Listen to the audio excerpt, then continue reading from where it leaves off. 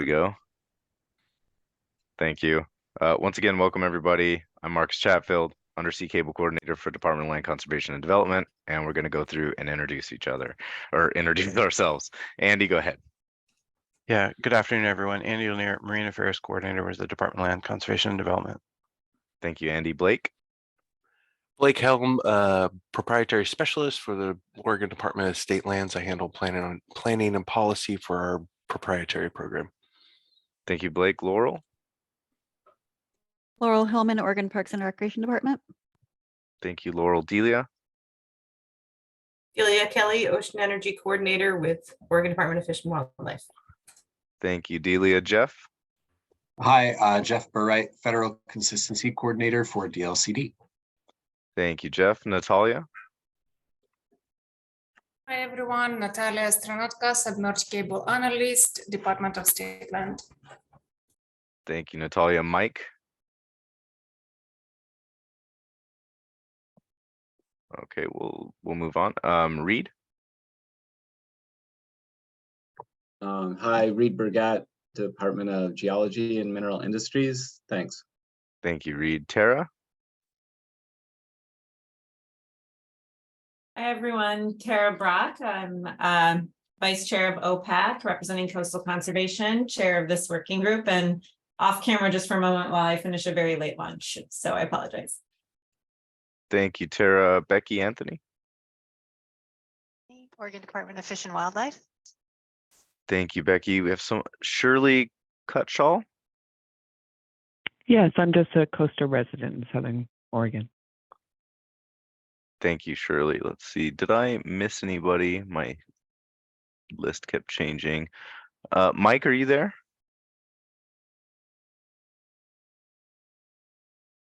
All right. I'm not seeing that. So I'm going to we're gonna try and get through the information that we did not hit last week. So I'm gonna kind of go backwards and things, and then we're gonna kind of loop back around to try and hit the points that we didn't have consensus on that we may potentially still be able to reach consensus on at the end of the meeting. But here quickly, I would like to have this section be open for public comment. We'll have about, I have about 15 minutes that we can schedule in for this. If there are any members of the public who would like to speak on this issue.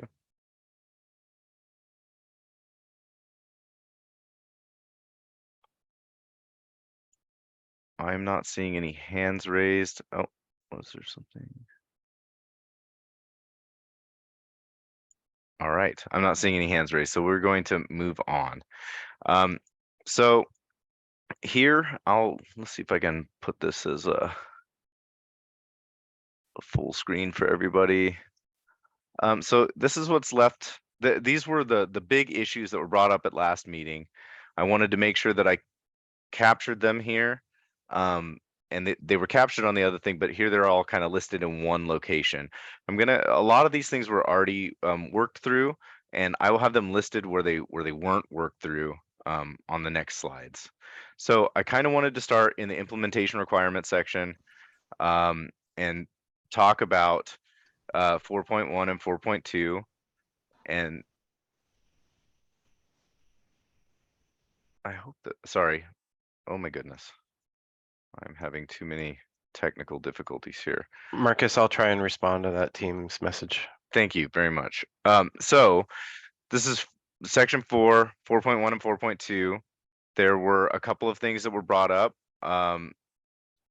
DSL brought up the JART pre-application meeting, add some clarifying phrases, and explain the pre-application meeting. And then OFCC had some issue with the technical expert section of this. I think that DSL has provided some language that hits these sections. So I don't know how deeply we need to go into those right now, but were there any other parts of these two sections? And I can bring it up if you'd like to look at it. But that's kind of up to the group. If there are other things that you've already written down in notes that you have in this implementation requirement section that you'd like to bring up right now, now's the time.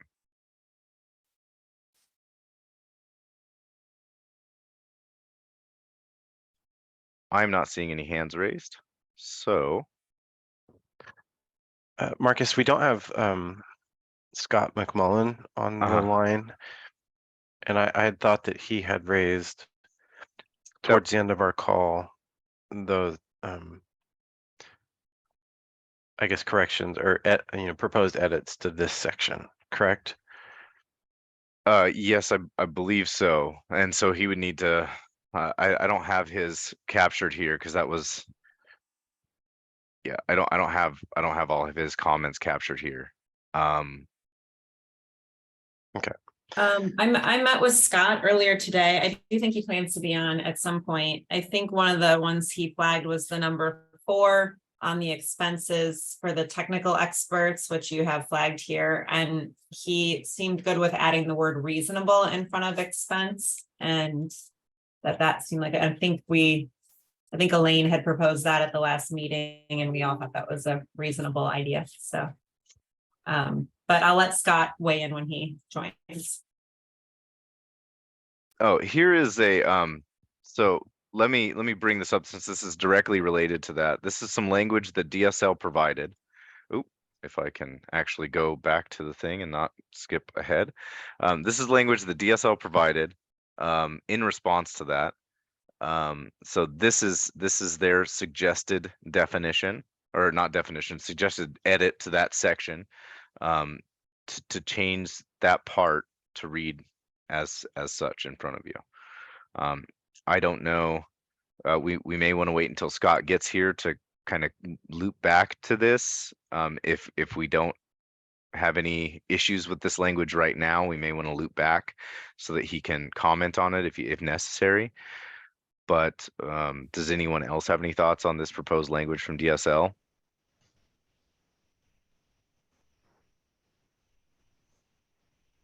Joanne? I like it. Well, that's good. Thank you. That's good endorsement from industry. That's good. I'll take that. Any other comments on that language? So like I said, I'll loop back when Scott gets here, but I'd like to kind of take the pulse of the group right now to just make sure that we don't have any dissent from incorporating this as opposed to how it reads as of now. I am not seeing any dissent. Unless your thumbs up mean dissent, but I don't think they do. So we will move on to the next section, which is 4.3, which is the resource. Jeff raised his hand. Oh, Jeff. Was that on the previous? Yeah, just wanted to make sure. Marcus, I had provided you some comments. Some of them were kind of editorial in nature and others were just asking questions. And in 4.1, I'd asked a question about the Oregon Ocean Resources Management Plan, which is cited by reference to say state agencies shall apply the policies and provisions of that plan, in addition to the territorial sea plan and the statewide planning goals. And I was just wondering, do you intend for that plan to be incorporated as enforceable policies? Have you looked through that plan to see where there might be policies? Because I thought that it's kind of an old document. I just don't know. That was language that was originally in the Territorial Sea Plan Part 4 and was not changed. If you think that should be changed or that should be taken out, go ahead, Andy. Yeah, I can comment on that. So every time the state amends the Territorial Sea Plan, we do confirm that it's consistent with that plan, Goal 19, and the other statutory establishing legislation. So it's one of the touchstones of our program, and I don't see any issue with incorporating that here. Okay. Any other comments on 4.1 or 4.2? All right. Not seeing anything. So we'll move on to 4.3, which is the resource inventory and effects evaluation. These were some of the things that were brought up. A lot of these were brought up by Scott, so we may have to loop back when he joins us later. But I do want to note there was an issue that Tara had brought up about the unless waived by DSL section. And that was something I think that Jeff flagged as well in his comments. Let me get out of full screen here, and then I will bring up the document itself, and we can get into this section so we can kind of look at it. I have highlighted throughout the document anything where there's kind of been dissension or we didn't get consensus in yellow, and where we did get consensus in green for changes to the document as it was before last week.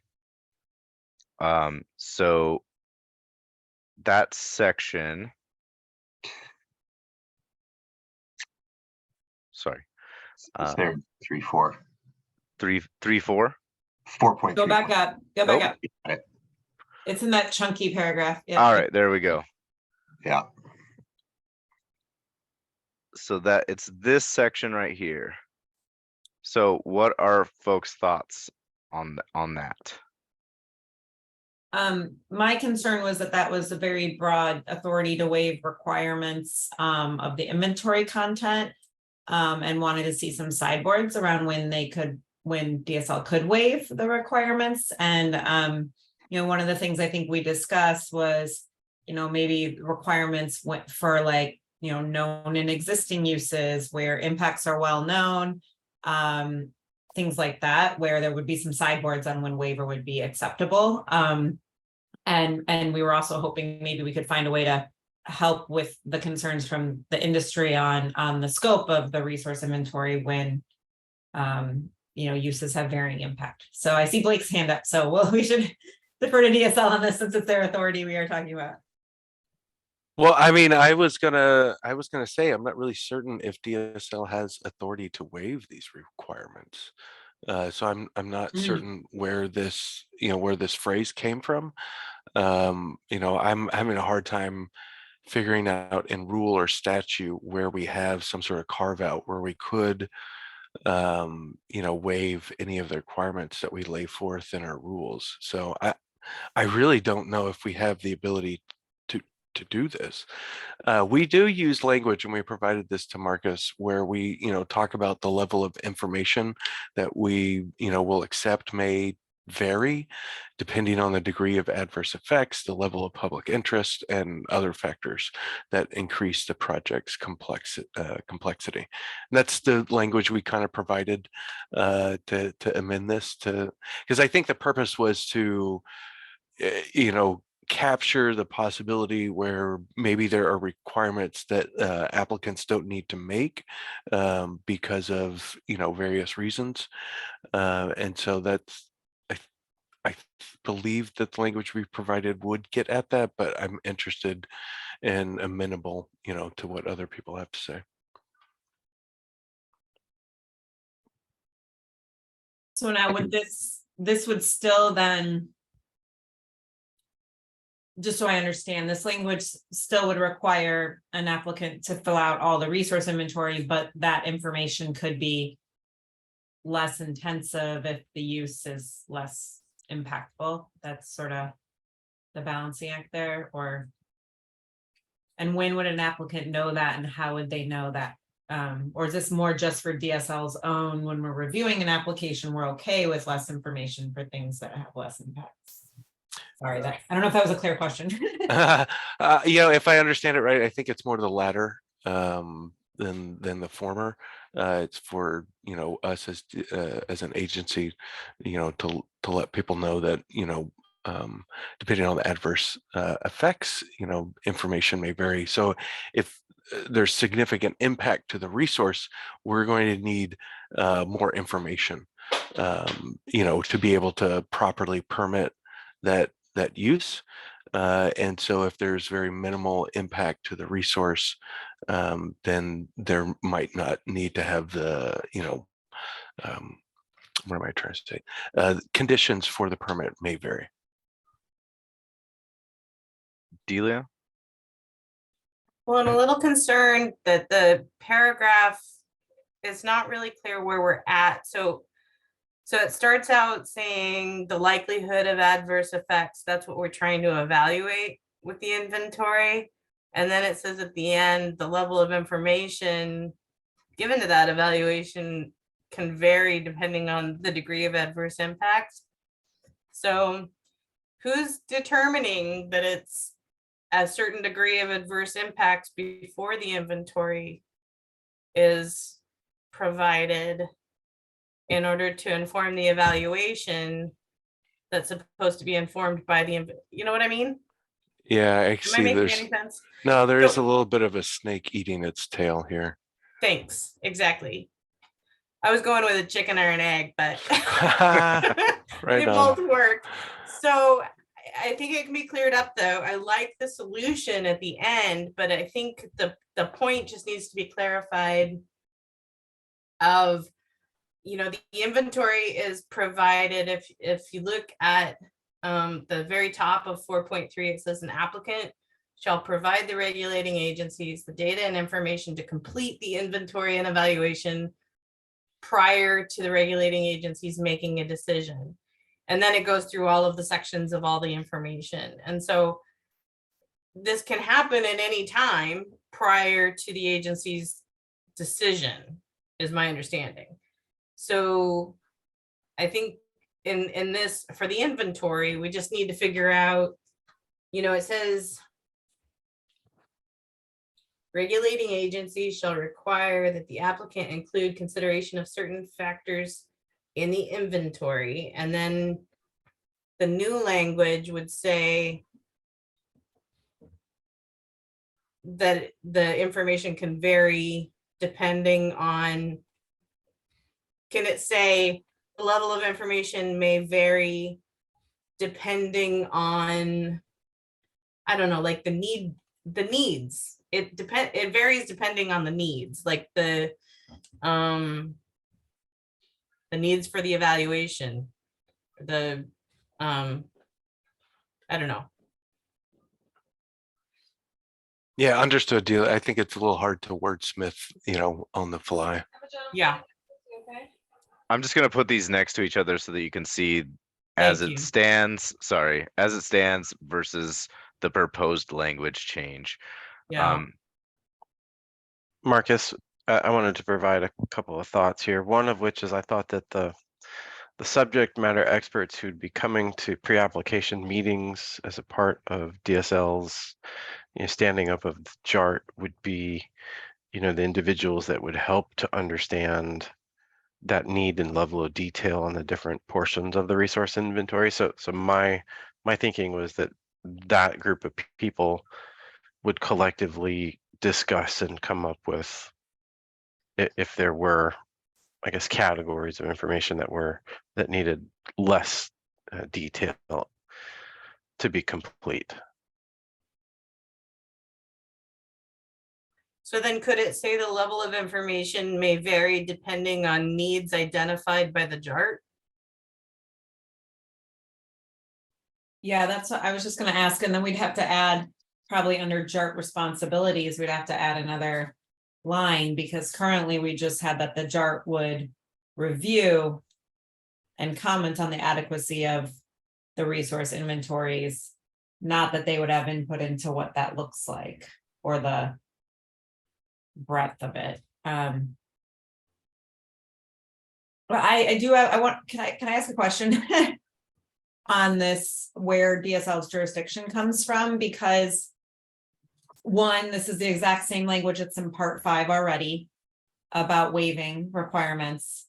And two, I guess what I'm confused about is if we're saying if the TSP is giving the, you know, making the policies of this and saying this is what we're going to require, and is also allowing the agency to waive those requirements, can the agency not do that in rulemaking then to implement this part, say, like get the authority to waive them, since we've given it here? And I don't know how this all like works with part 5, if it came up there. Well, if it was reviewed, you know, if it's in part 5 currently, it was reviewed by our DOJ. So there's obviously, DSL has the authority to use discretion in that regard. The language here could be relevant for if somebody completed the resource inventory for part 5, there might not need to be then a repeat for the resource inventory requirement that is specifically listed in part 4. So I think that's how these two pieces would work together. Yeah, no, I understand that. I was more like this language is already in part 5 about waiving requirements of the inventory. Yeah, if it's in place, then I'm sure that DOJ reviewed this probably both at DSL and DLCD. Yep, and I'm comfortable with that.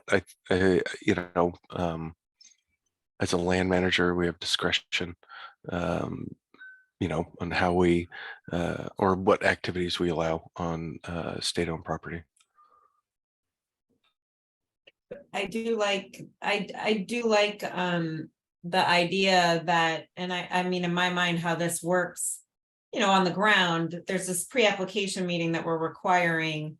It does make sense to me for then the JART to look at the resource inventory and give guidance on what will be required, you know, and then DSL could waive any requirements that the JART determines are not necessary, or something along those lines.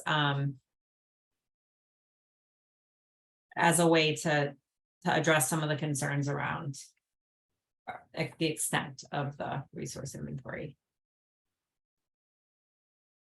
Yeah, I mean, I could see us, you know, as we're talking through it, I could see us waiving, you know, certain requirements if there were other authorizations, you know, so if this was a wind energy facility and there was, you know, other authorizations or other applications that describe this work, then I could see us waiving those type of requirements.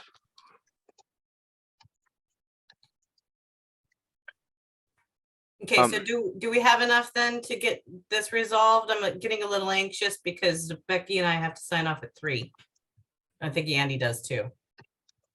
I hear what you're saying. I want to bring one thing up. This changes a few things. Like, we're replacing this section, which was put in order to address concerns from the industry, and that would then change all of these sections here that say additionally for pipelines or other utilities or fixtures.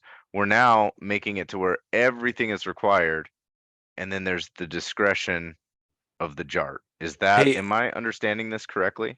Marcus, I don't think that was the intention of that change. It was Okay. not to make it, so I believe, and Natalia, correct me if I'm wrong, but the sentences that you provided weren't supposed to replace the entire paragraph, but were to be inserted into and over a couple of sentences. Is that correct, Natalia? So first, want to mention, so to agree with Andy, he pointed out about the level of detailed information. The purpose of JART meeting pre-application, it's not like applicant is coming there already presenting resource inventory for evaluation. So the applicant is coming as a first point to present the project at the early planning stage. And because of the gathering of all other agency and stakeholders, it could be like guidelines to determine what level of information should be in that inventory, resource inventory. So that's the first. The second that Blake pointed out, no, it's not substitute those sentences. When you read this paragraph, initially, yes, it was without cable. And then we have this additional 2 pipelines in the end. But we still, as we discussed last time, we still require for the cable this information. It's just different level of information. Some of them might not require, not be compulsory.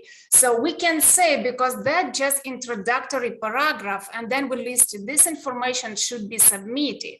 So it's already, if you go below, you see like, it's already, where is, it was, yeah, here is a 4342, proposed route of cable, pipelines, or other utilities.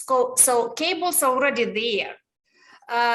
it's only with separate edit that additional to pipelines, we need to submit this, applicants need to submit this additional information.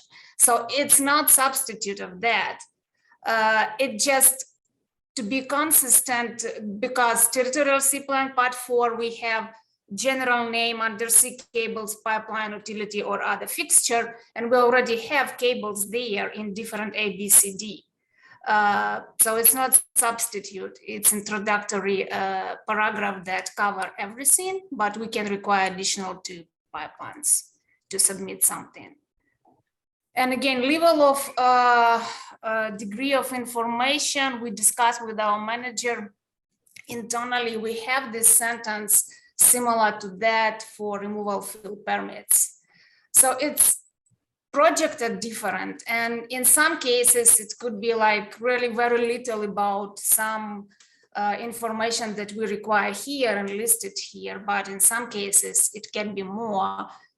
Depends on the guidelines and term and conditions and project that DSL will review. So, but of course we can modify it. I saw like Jeff proposal, which is I like as well. Yeah, we can modify if people don't like degree of adverse impact. Thanks. Thank you. Jeff, did you have something to add? Yeah, starting with the idea of, is this the only place that this inventory information requirement exists? And I think the answer is yes, after just looking at the administrative rules for DSL. And so how do we, I guess I'm just not clear on who does have the authority to say when it's enough information in an application. If we are firmly in DSL authority territory here, then we can say that. But yeah, maybe I'm bringing up the rear here. But the language that I had suggested as an alternative would, one, focus on what the applicant needs to do rather than what the regulating agencies need to do, but also focus on the sufficiency of the information. The applicant is required to provide sufficient information to accomplish these objectives, to determine the scope, likelihood, and significance of effects. And if they have not hit that mark, if they have not achieved that objective, then the information is not sufficient. And then so whoever has the authority to address the scope, likelihood, and significance of reasonably anticipated effects can be the person who says, I'm sorry, there's not enough information here. Well, Jeff, certainly that squarely falls within DSL's purview. I was going to say, if we're talking about DSL permits and authorizations, I mean, that would be for us to decide if there's enough information to make a decision on the application. But if, you know, the JART is also supposed to be there to assist other regulatory agencies in making their decisions. So I think it's the permit, you know, the permitting agency who would have that final authority on, is there enough information to make a decision on the application? Scott? Yeah, thank you. It seems, my opinion is this seems to add a tremendous amount of complexity to the permit application to have to list all these things. And even though it says that maybe the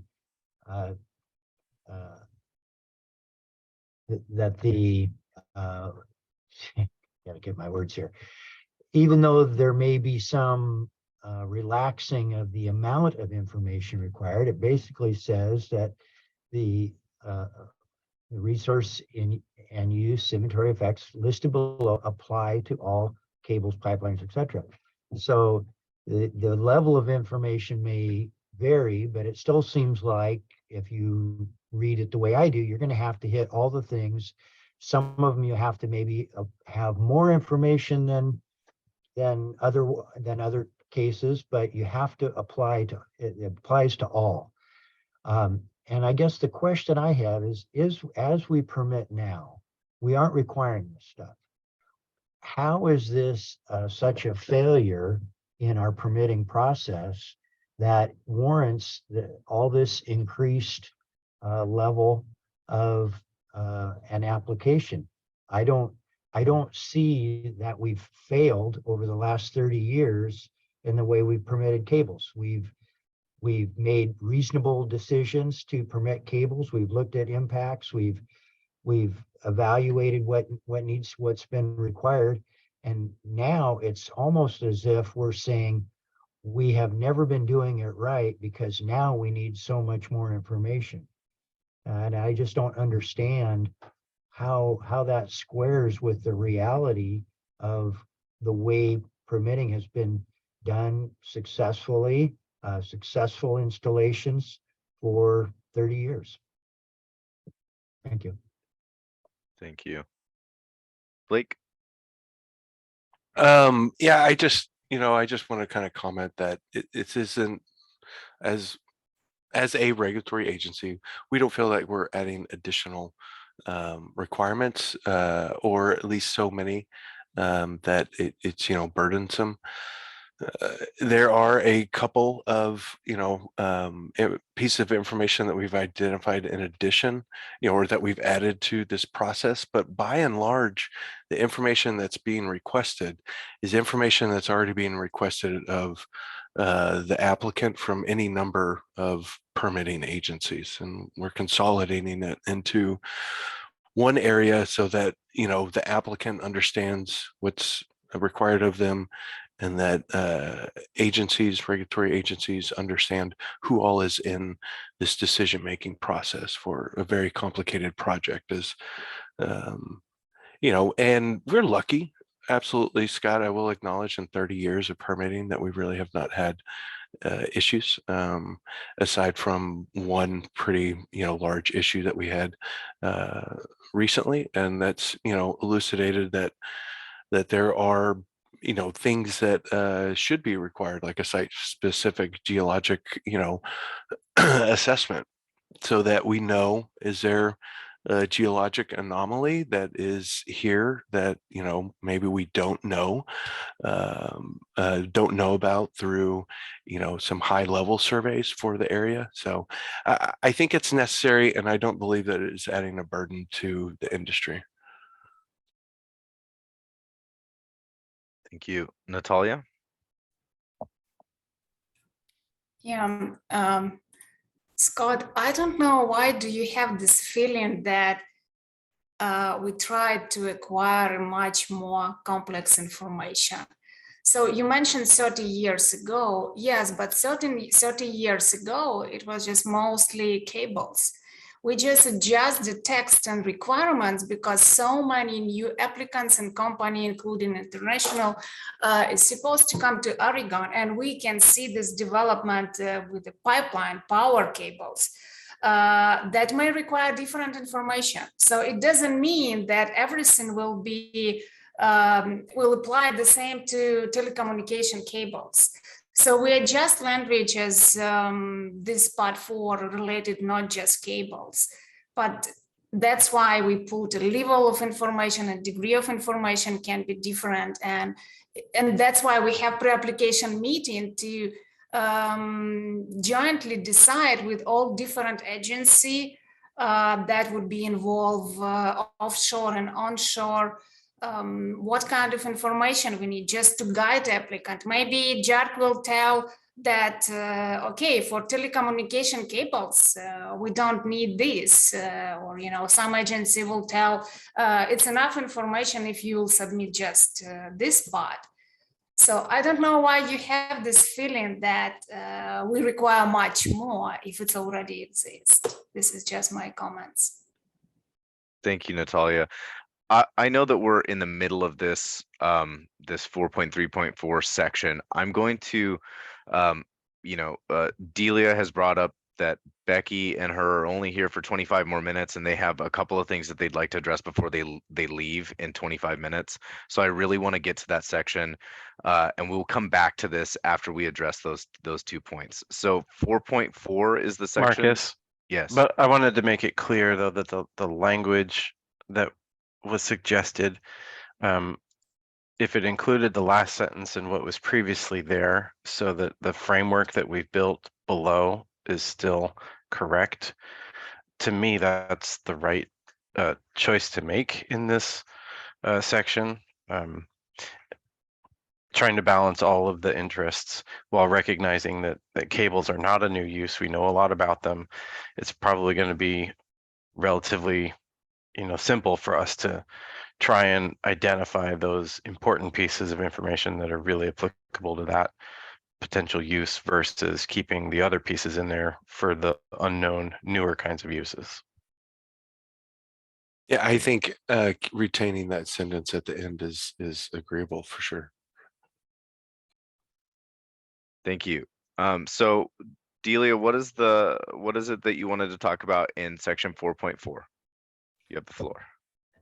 Thank you. So the middle sentence there that reads DSL shall consider the benefit of implementing corridors for infrastructure crossings. We want to suggest that sentence should be removed. This was a topic that came up early on in the work groups discussions and was never really resolved. And it's an unresolved talking point that the state agencies should all consider we should all be discussing the best way to do this, in an ongoing fashion. But it doesn't belong in this policy, is our opinion. So I wanted to bring that up in front of the group. I don't think it necessarily constitutes a substantial change because it's really just a consideration. But I don't feel like that discussion got to the point where it's solid enough. It's a solid enough footing to go into the policy. So the paragraph would just read locations for new infrastructure within the territorial sea, preserve access and minimize adverse effects. New rights of way may be required to be located as close to existing rights of way as possible. DSL shall not permit easements through certain designated areas. So the rest of the paragraph is all a good solid foundation for routing and landing, but the consideration of corridors it's still too squishy for the policy. So that's what I wanted to propose. So is there any dissent for removing this sentence out of this paragraph? I don't know about dissent, but I do have some questions as far as who would determine or make decisions about corridors or carrying capacity for the territorial sea, and if that's something that needs to be addressed in the territorial sea plan, or is something that DSL should look at with our own authority. Thank you, Blake. Tara? Yeah, I would dissent from removing this because I do think it's a consideration. It is where, it is also, from my understanding, been looked at in other places. And I do think we should determine when we've reached a carrying capacity for new easements across the territorial sea. I think that's important. And I do think this is the appropriate place for this to live, is in our territorial sea plan. So I would not want to remove this sentiment, but happy to think through other language suggestions. Well, if we begin to kind of, sorry, am I jumping ahead of anybody? I can't see the full. Go ahead. I thought I saw Scott with his hand up. Yeah, thank you. I just now raised it. So if Delia wants to go ahead first, that's fine. Yeah, thanks, Scott. I just, so when we looked at this sentence, there was a couple of things. I mean, if you kind of parse it apart, there's a couple of things that don't align well with the way that we use this policy. For one, we don't have an established entity. DSL isn't the one who would, on their own determine what the carrying capacity is or when it's reached. We don't have a process for that I'm aware of. And so the ability for the state to implement this policy, it gets a little problematic to be putting in, you know, we shall consider this. There's a number of places in the amendments that say the state shall consider something or another, but in this one in particular, there's a lot of pieces of this sentence. For one, I don't believe it would be DSL independently. And then for another, implementing corridors for infrastructure crossings. I think that could be interpreted a number of different ways, infrastructure crossings. I think we mean cables, but it could potentially be interpreted different ways. And then while maintaining adequate distance, I think that's intended to protect cable constraints, but it doesn't say that. And then the part about determining carrying capacity. So to me, there's a number of problems with, you know, poor definition. And I agree with Tara that all of these things should be considered, and I too am very concerned with the increasing crowdedness of our territorial sea. And it's part of what I focus on in my work, working on cables. But I don't see that it's ready for to be here in black and white in the policy. And there's a number of things. There's a number of things that we consider that aren't in the policy, directed by the policy, this policy. So thanks. Scott, what did you Yeah, want to- thank you. Dee, I agree with a lot of what you said. One thing I don't agree with is that we don't have a process, because I do agree this shouldn't be left to DSL. We have a state's Ocean Policy Advisory Council. OPAC is really the appropriate place to determine this sort of thing. This is the core of what OPAC is all about, making policy decisions. And I think really, I'm not trying to prolong it or anything at all, but nowhere has industry had a chance to explain their perspective. I think I did bring up very early on in one of the early meetings that corridors, we learned from the cable industry when the OFCC first formed. We learned that corridors were something that cable companies just wanted nothing to do with. They want their cables separated so that they can maintain them. And even beyond the separation for maintenance, they want separation so that if there's a landslide or a ship drags anchor or something, that it doesn't have all this infrastructure in one spot that gets impacted. They want separation, big separation, just so that they have very diverse routes. And so I think those that went to the beach manhole meeting in April were aware that one company has cables at the vaults off Nadana and separate a vault 2 miles away, just because they could not, from a safety standpoint, they couldn't put all their cables coming out at the same location. So I think this is a good subject to discuss, but I think OPAC is the appropriate body to discuss it at some point. Thank you. Thank you, Scott. Blake, did you?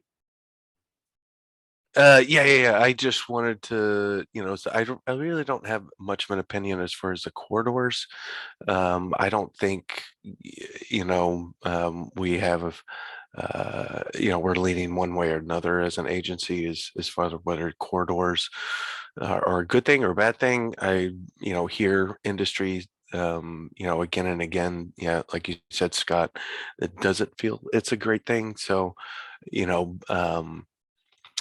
I don't have a problem removing that. I do though think that DSL has a unique I'll say a unique position to play when it comes for determining carry capacity. We are the land manager for the territorial sea. We hold title, public and private title to the territorial sea. We have an obligation to, protect and maintain public trust values in there. So I think if we are not the one to make that determination, we should play a unique role in that determination as a land manager, as an agency that reports to the 3 highest elected officials in the state. I do believe that we play a unique role here. So I take issue with, minimizing DSL's role in making those type of land management decisions. So I do see the point though, about OPAC playing a role, and, we're, happy to provide language where, we can make these decisions in consultation with other agencies and other, advisory committees. So. But I'll just leave that as my comment. Thank you, Blake. Natalia? Okay. Yeah, I'm just thinking about language. I will put something in chat how to rephrase this. But we do need to keep the meaning of this separation. Probably we can substitute and name this as spatial planning and separation. Because yes, there are no existing rules at the state level or federal that required to do this yet, but this question rises at the federal level, and recently DSL proposed to include this to renewable energy modernization rules that was developed by BOEM in order to avoid crowdedness and overcrossing power cables with the telecommunication cables, because then we will have really sometimes negative consequences when different company related to offshore wind energy infrastructure or telecommunication cables, if they will need to do decommissioning or removal. So those spatial separation standard, they should be at some point. Yeah, but for now we don't have any rules, but we need to keep this space for unknown in the future if something would be approved. So I will put now in chat, I'm still thinking how to rephrase, how to substitute the sentences, and then maybe we can come back later and to discuss if it's okay. But yeah, we certainly need to keep the meaning and probably substitute with spatial separation. Thank you, Natalia. Tara? Yeah, I agree with what Natalia just said. And also, I mean, this is shall consider. That is pretty low policy language. It's like the lowest level of policy language, and the DLC needs to consider this. And I do believe it is something that would be looked at, is being looked at. So going into the future, would want our state to be looking at the benefits of putting infrastructure, in corridors so that we're not crisscrossing everywhere. And I didn't put cables in this language or call them out specifically because I don't think we're just talking about cables. We're talking about all various infrastructure, but while still needing to understand industry's need for distance and servicing and protecting their infrastructure. So I do think it's important for our state to be looking at this, because it is a very busy ocean, especially with renewable energy projects being proposed. So I just wanted to put that out there, that it's not just, I was not just thinking cables in this when I was drafting. Thank you, Tara. Blake? Yeah, sorry, I forgot to comment on what Jeff put in the chat, and that is DSL obligated to conduct this evaluation before it may approve a project after this plan is adopted.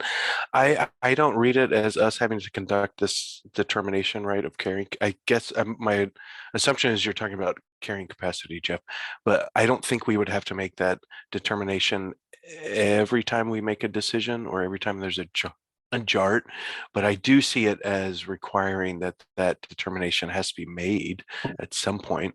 And Tara, to you mentioned like DSL shall consider, it's a pretty low bar, but it also does say in the same sentence that shall determine, and that is, a much higher bar. That's an actual Yep. action we would have to take.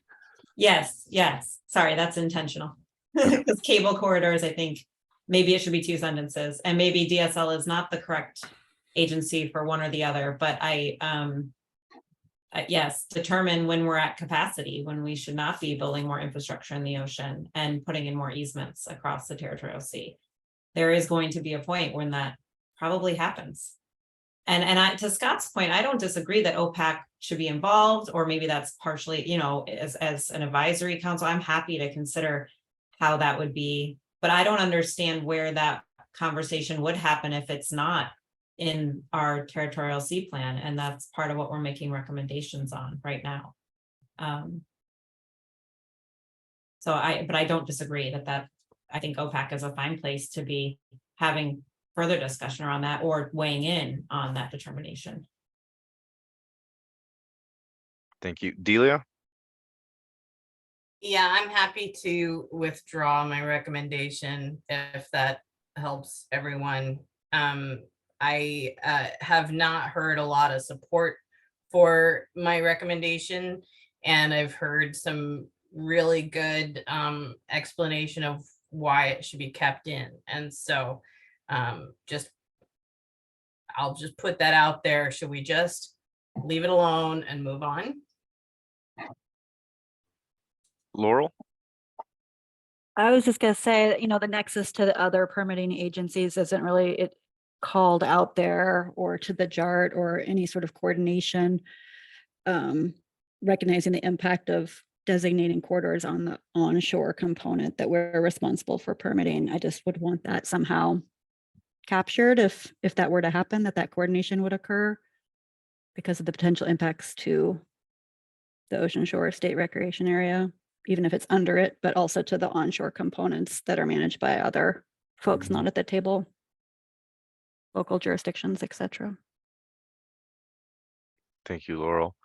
Delia, I wanted to ask you what the section for section 3, what you wanted to talk about there. Just, I know you only got 6 minutes left, but I wanted to make sure that we hit that before you had to leave. I wanted to hear the resolution on the policy language, DSL, yeah, the paragraph 1. DSL and OPRD had some concern about implementation of that, and so they had asked that it be removed, and I think Tara and Elaine had come up with a solution, but I didn't hear the solution, so I wanted to hear that. Tara, do you have that solution? Yes, I can drop it in the chat, Marcus, if you want to then copy it. Sure. I actually just copied it from Elaine's from the chat last time because I didn't want to lose it. This was Elaine's proposal to my language, and happy to take more suggestions. And this is still, there's some editorial commenting in there, I think. So everyone can read that. I can drop it into the document. And see where the comfort is on with the agencies too.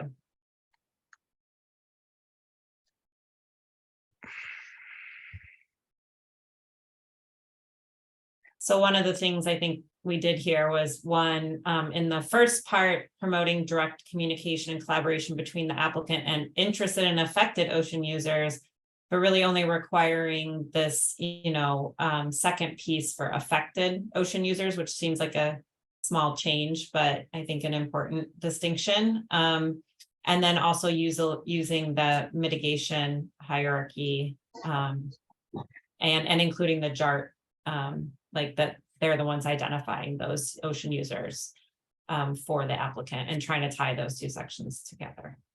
So the proposal is to strike this first sentence, or this first paragraph, sentence number 1 here, and split 2 into 2 separate ones. Yes. Is that correct? Yes, excuse me. Okay. Sorry. Does that, how do folks feel about that change? That was that I think, takes care of the problems with this first section here. And I think that addresses, since, I mean, Tara was kind of the holdout here on the second part, that seems to address the issues that you had with it. So are we in agreement with replacing this section with these sections? Thoughts? I would support that, but I'd like to hear from DSL and OPRD as far as their ability to conduct those activities. That gets at the concerns, regarding DSL, that gets at our concerns. One of the things that we, didn't know if we could do is whether we could require that direct communication and collaboration. What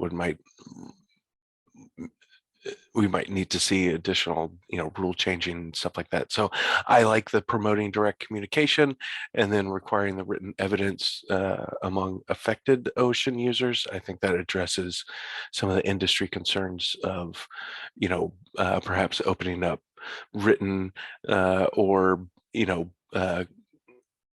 agreements between interested users might be a lot more than agreements between affected users, I guess is what I'm trying to say.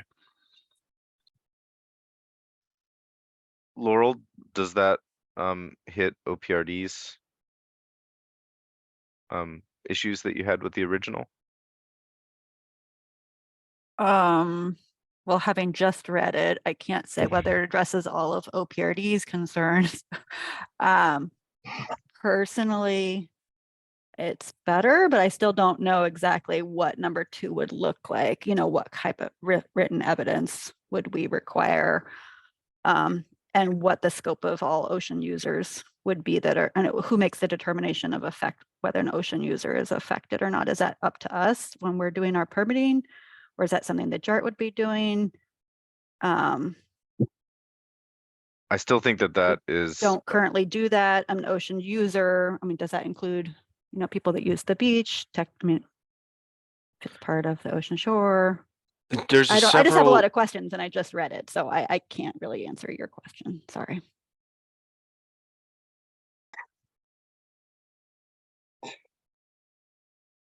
Marcus, if I can offer a thought, Absolutely.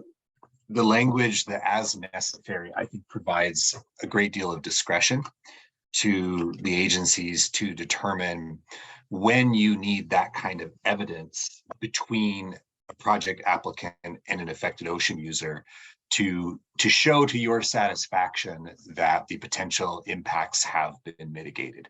If you are satisfied via other means, such as the way they've designed the project to avoid impacts or other types of measures, and you don't need to see evidence that there's an agreement in place, then this would not require you to do it. I think this is really trying to enshrine what already happens, which are agreements like I'm thinking about the Ocean Observatories Initiative or PACWAVE, where they've entered into agreements with Fishermen's Cable Commission or like FINE to say, okay, here are the agreements between us on how we're going to handle XYZ situations. And that it just gives the state some ability to require those as deemed necessary for evidence purposes.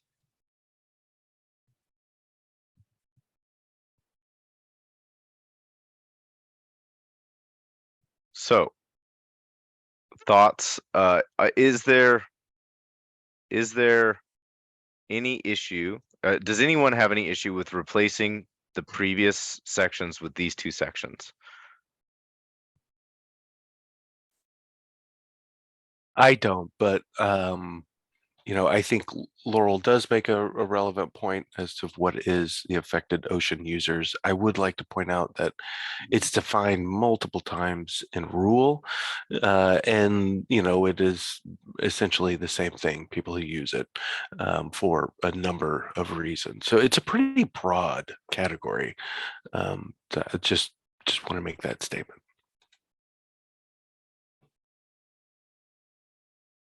Laurel? Again, nobody else has reviewed this in OPRD, so just, personally, it's fine as a draft to keep it probably to move forward on this. But I reserve the right to share with folks above me, and they might have other opinions. Absolutely. So at this time, I will replace this section with the new section. And if there is, if you come up, if anybody comes up with an issue with this, send me different language and we can send that on to OPAC. So that is what Laurel? Are you going to share the more recent version then, so we can do that? I will, yes. Okay, thank you. Absolutely. Yeah, on that, Marcus, when you provide all of the, when you provide all of the advanced documents to OPAC, you had said that would be this Wednesday. Will you also be copying work group members so that we have those materials in advance of next week's OPAC? Absolutely. Okay, fantastic. All right. Laurel, did you have something else, or is that your hand from a minute ago? Sorry, legacy hand. It's okay. Just making sure. So did we hit the points that you wanted touched on, Delia? Yeah, I'm a little concerned about what today's consensus might mean, but if there's a discussion about things that affect the fish and wildlife, sort of bucket of subject matter, I guess I will detect those in the proposed amendments and then bring those to our ODFW representative on OPAC to bring up during next week's OPAC meeting. Okay, thank you, Delia.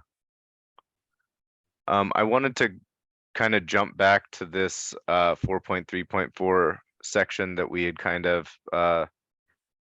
jumped off of. I think this is the section. Yeah. And I wanted to resume that conversation that we were having. And this was based on DSL's proposed change to the original text here. I know that we were kind of in the middle of that discussion, and then I jumped over to Delia's points, but I wanted to make sure that we circled back to this.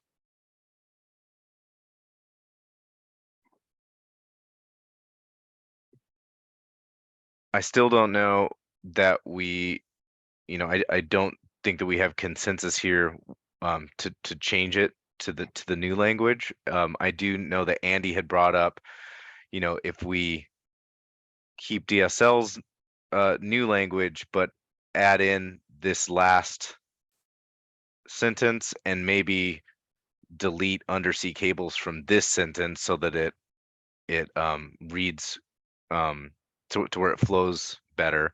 That was kind of Andy's proposal at the end there. Marcus, if you do that, do you exempt undersea cables from getting any data by accident? Can we just state unless otherwise noted below? That was how it originally read a couple of drafts back, but there was some kind of issue. There were issues brought up from multiple folks that didn't Yeah. that it was unclear, and that's why it was rewritten in this way to where it makes it, I had thought, more clear.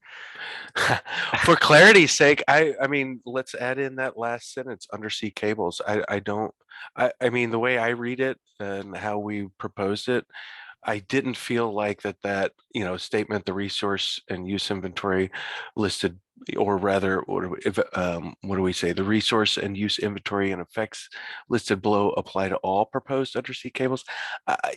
Because we had those carve outs, I assumed that those carve outs, that wouldn't apply to undersea cables, even as we had written it. So I'm happy to make that clarification and require additional language to ensure that it's clear.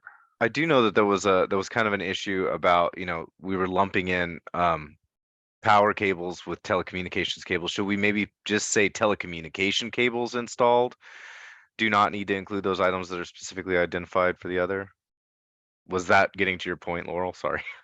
Yeah, that's why my hand is up again. I don't know if I'm confused or we've just used them interchangeably, but then meant fiber optic cables when the word cable, I think, is defined as including both types. Yeah. I have to look back at the definition, but I think I brought it up last time too. I wasn't sure what our intention is to exclude power cables or not to exclude power cables. Yeah, sorry for that sloppiness.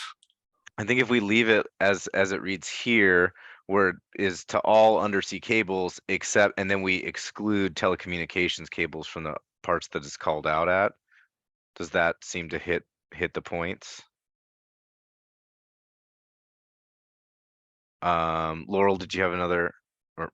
No, I just forgot to put my hand down. No worries. Sorry. Jeff? Yeah. Gosh, where was I? So at the very bottom of what's read, I had proposed some language that would make it more applicant focused and focus on sufficiency of the information.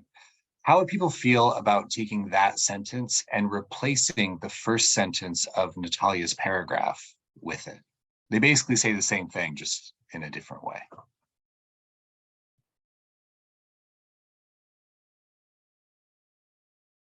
So we would, here, let me take this and kind of move it up above so that we can kind of look at those two. I don't know if that actually helps or makes it even worse.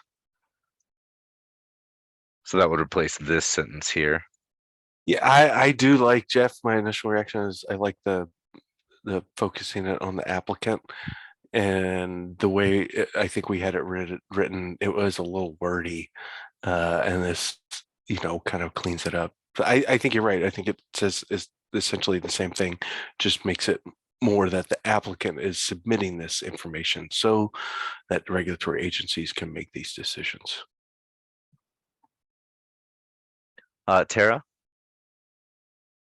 I guess I want to hear from industry because I don't see that this addresses the concern. But I just want to hear from industry on this in particular, because without, again, like, when are we doing this? When are we determining? So the applicant provides, needs to provide enough necessary data to determine scope, likelihood, etc.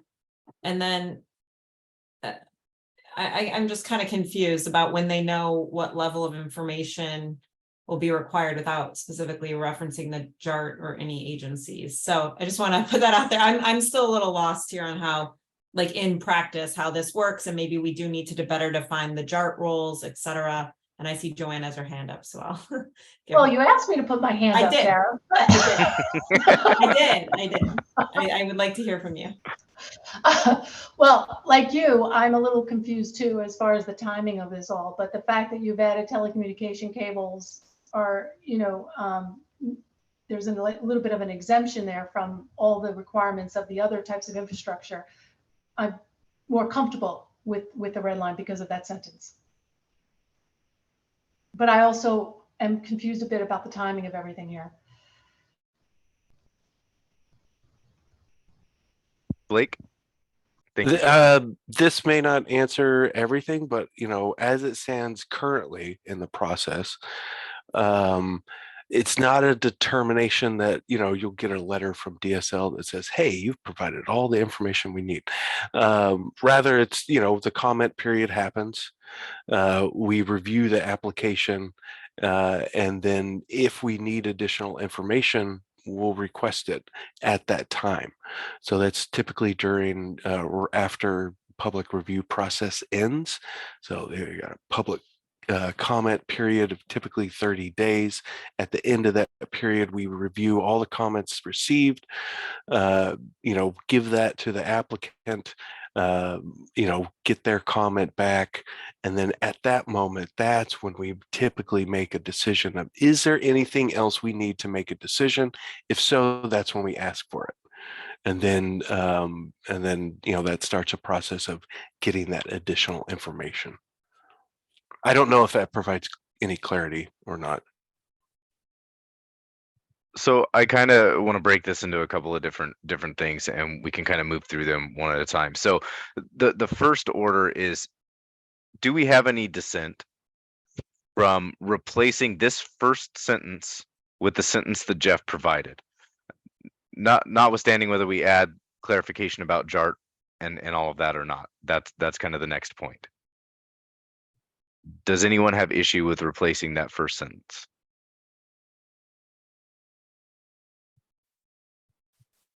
Marcus, are you saying replacing the first sentence with the highlighted second sentence? Yeah, so this top part would be replacing this part.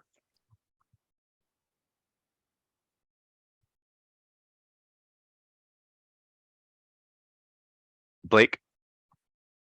I just wanted to make sure that we're not overcomplicating things, because I feel like we've really, DSL's proposed some language and we've made some edits. I just want to make sure that we're checking in and that we all know what we're trying to change here, and that these changes are getting to it. Because I mean, honestly, we were not trying to prolong, this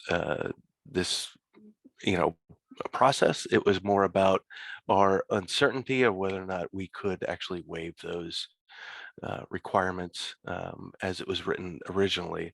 But if those, if we can actually waive those requirements as, Part 5 states and DOJ's reviewed it, I don't know how much of an issue we have with the existing language. So perhaps we can have a check-in to see if this is, how many people are wanting to move forward with the proposed changes. Yeah, I guess I was just trying to get, because there's been several proposed changes. I hear what you're saying, Blake. I just want to, so I guess the question is, are we changing it from the original as stated? And if so, then it's which version of these changes are we changing it to? And so that's kind of what I'm trying to get at here, is trying to get a proposal for changing it, if that needs to happen. I know that there was some dissension in general about, I wouldn't say dissension. There were some issues that people had brought up with this section as it stood already. I think that most of that came about from the unless the requirements are waived by DSL portion of that.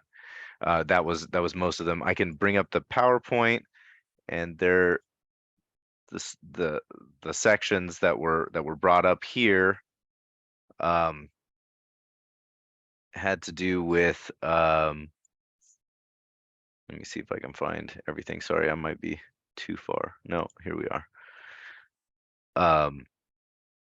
There was this exhaust, we have a lot of other issues that are coming on farther down this, but Tara had this point that she had brought up, that she had brought up, and then there are several other points that were brought up in this section, but I don't know if it's specifically related to this specific paragraph. So that's why I'm trying to get kind of a feel for what everybody is feeling right now. My concern with the current language about unless waived by DSL was just that it was broad and there was kind of no sideboards on it. Like, when can DSL waive requirements? Like, they just want to, or the project is maybe a telecommunication cable and they're feeling like they can require, I mean, what is it? What are we, when can we waive? But then I looked at Part 5 and see that this exact language is in there. So Now I'm sort of feeling less worried about DSL's discretion to waive requirements. I do think it still would make me more comfortable to put a little bit of sideboards on that, but I don't know if you have run into any issues with this under part 5, but I also don't think part 5 has been used a whole lot yet. So Not since I've been Yeah. at the agency. So that was my big concern, was just that there was kind of this waiver authority without any sideboards on it. Not that we don't trust you, Blake, but you know, just kidding. hey, I appreciate sideboards. It helps us make decisions. So Yeah, that was my comment on this section. So, but I do know that below with the list of all the resource inventory, I think is where Joanne and Scott had their concerns about the scope of that and breadth of that. And so I was wondering if there was a way to solve both issues by using that waiver authority to both narrow it on when that can happen for projects that are, you know, with known impacts, you know, existing uses, known uses that have known and highly understood impacts. I think we've heard every project's different, but then it would give DSL that authority to waive some of this when it is, you know, maybe a cable or something that we know we better understand already the impacts for a specific area. That was what I was thinking, but I don't know how people feel about that. I don't know the difference here in the language that was proposed below is just that I have no problem with the first sentence, by the way, Marcus, changing that first sentence is fine. I think that's clearer than the current sentence. I have no problem with that. I was just trying to thread the needle on how we're viewing this in practice, I guess. What is DSL going to do when they get an application in? And at what point do they tell the applicant what needs to be in the resource inventory? I guess that's where I'm struggling. Is that the JARC's role? Is that DSL's role? You know, that's more where I was, and I think that's sort of where industry was at too. I hear that. So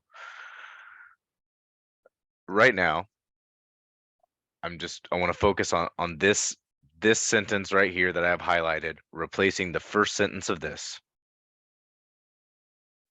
Is everyone okay with that change? Excellent. I'm seeing lots of thumbs up, and that's great. I like that part. I like consensus. I'm not seeing any dissent. I'm going to do that. So then we can move on to kind of what Tara was just talking about, and that is the second part, and that is, are we keeping, or are we adding in something about the JART here? Does anyone have any language changes that they would like to propose for this section to make it more clear as to where this inventory information is going to be, you know, determined by?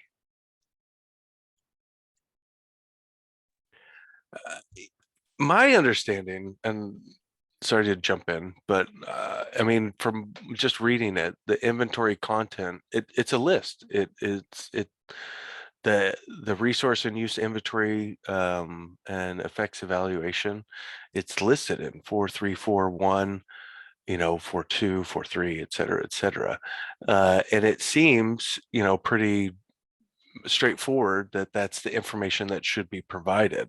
So I guess for me, I'm having trouble understanding why we need to clarify that, whether, you know, who's determining what the resource and use inventory or effects evaluation is, because that is the whole point of, you know, listing it outright in these sections below. Tara? My concern was that because there was a provision that allowed DSL to waive the requirements of the resource inventory and the content, that was where I came in at. That's what I was trying to understand. So when can No, that makes sense now. Yes, Okay. so we have this list. When do you get to waive the list of things? When does it change? Particularly when we've identified some things not required for cable, et cetera. That's where I was coming at this from. Yeah. Yep. Okay. That makes more sense. Thank you. So does anyone have proposed language on how we can put that in here? As far as unless the requirements are waived by DSL as, identified by the chart, or what were, Yeah, I mean, right now there's really, I mean, I just don't see a rule, a specific rule or statute that I can point to that says under these circumstances, DSL can waive, requirements. And I'm not saying that it's not an authority that we have, but typically if we're, those type of waivers, quote unquote, would happen under specific conditions that we knew. For example, if there was a renewal of an existing waterway use authorization, like an easement for cable across the territorial sea, we may not require certain information because we've already got it in the file. Location doesn't move, so we've already got, for the most part, the location of that easement isn't going to move. So we've got that information. We're not going to require it of the applicant.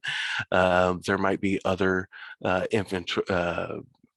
other requirements that we may not need because there's no construction going on.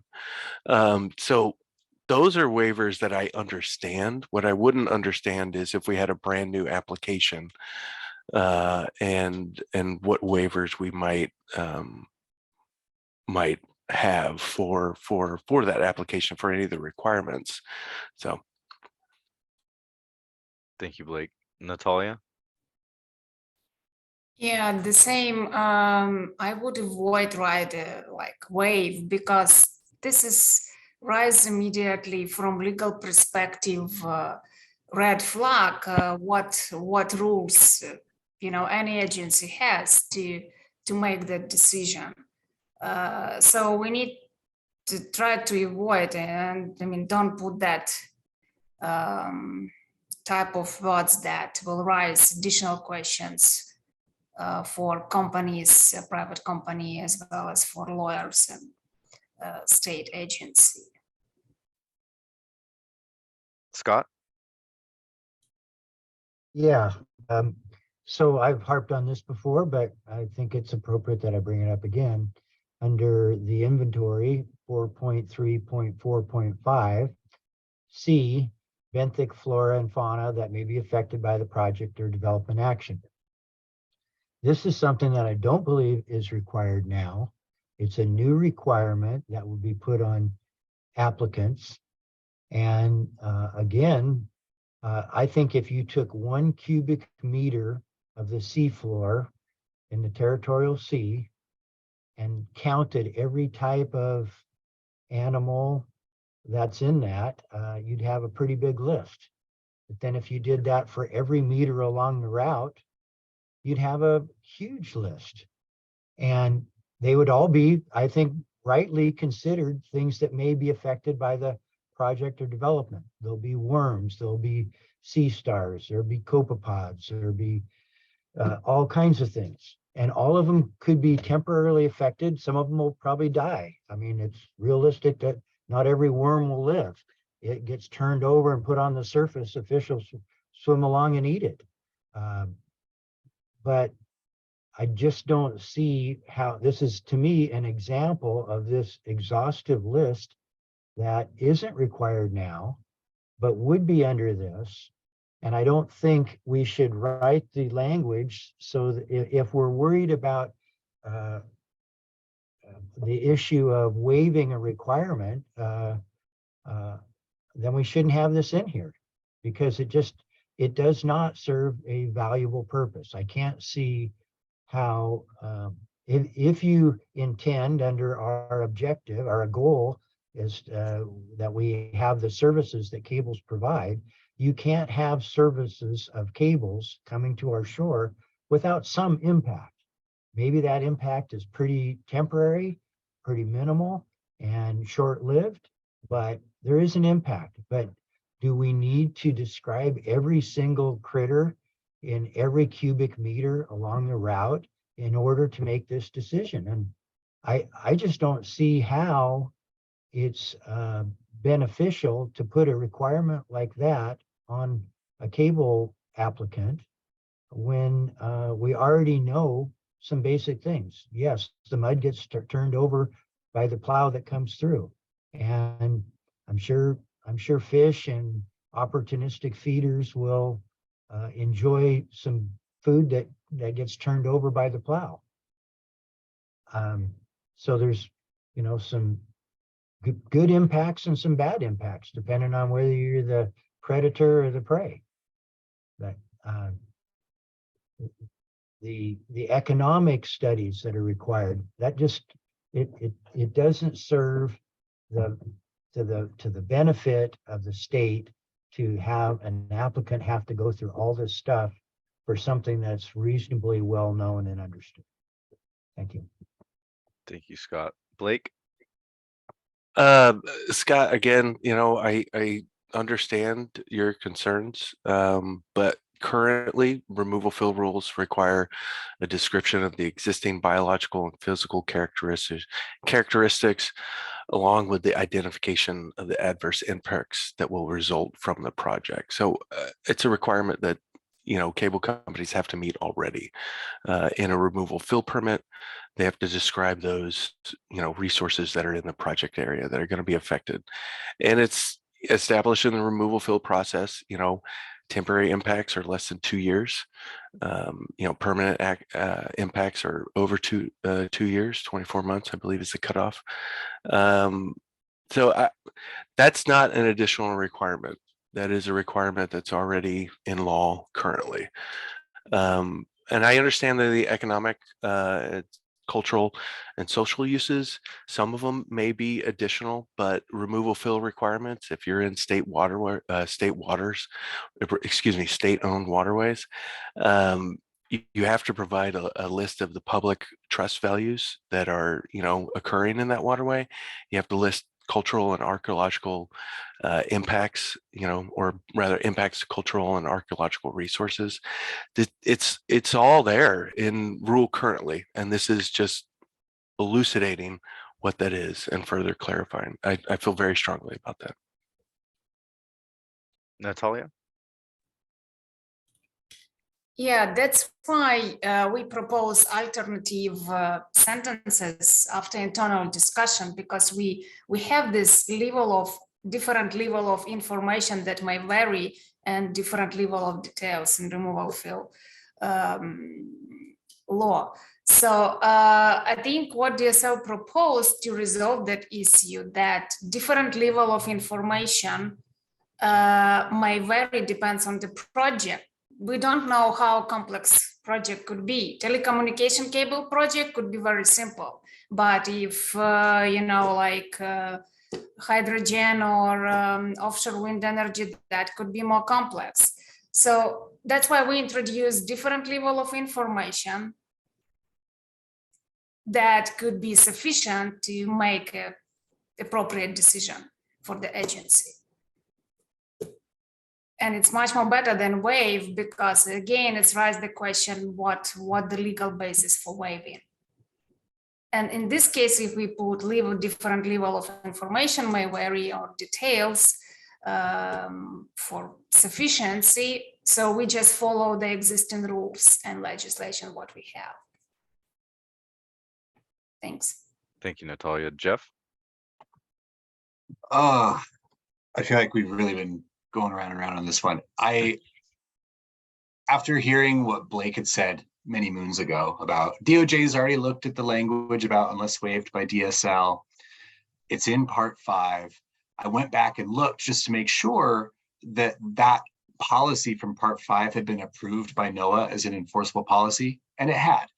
So I guess I would say I'm less concerned now about that being something that NOAA would kick out as not enforceable, at the risk of undoing some of the progress we've made. I guess I could go either way on whether we change this section or not.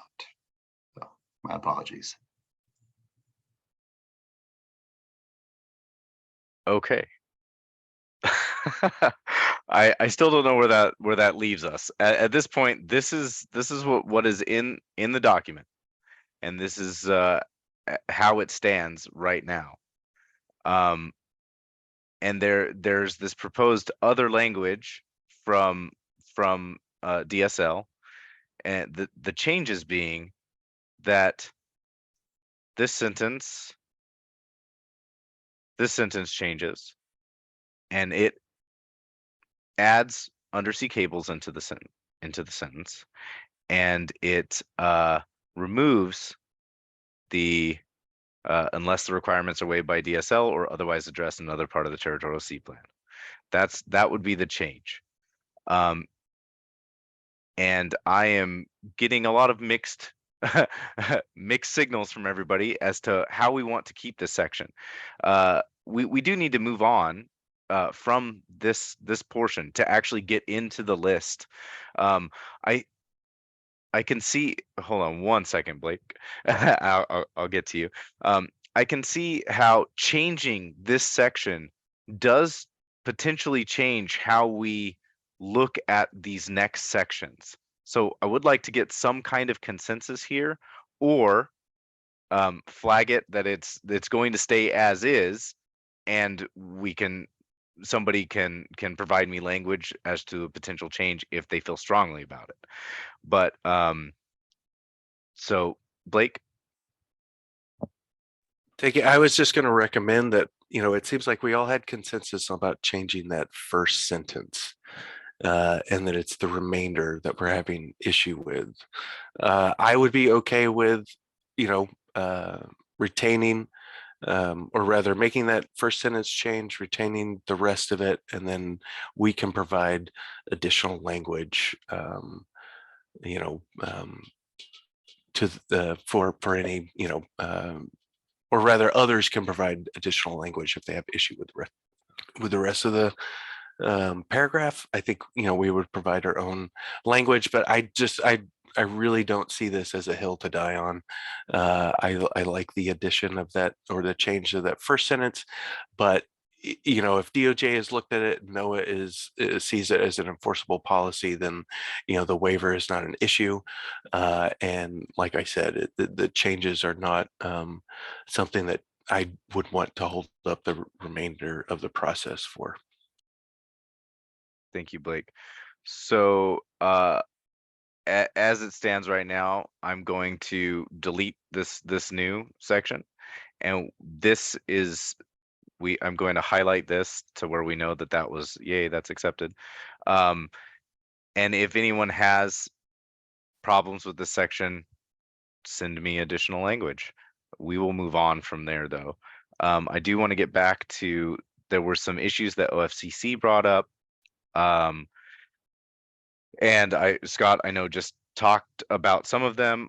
I know I don't think that we are going to get, just based on the conversation we just had, and the comments from Blake and the comments from Scott, I don't think that we are going to get consensus on these two portions. So if you would like to provide different language, you can provide that to me, and I will send that forth to OPAC. I would like to move to this to try and hit some of the other areas. So the written evaluation, there was an issue that you had brought up, Scott. Would you like to talk on that, and what section specifically? Okay, well, I think the main concern with the written evaluation was just that it seems to be a pretty substantive document that we felt should be required in the case of new uses, not required for existing known uses. So it's pretty much what we've been saying. I did also want to strike the one part about the catastrophic event, but I think maybe we already got that struck out on Wednesday.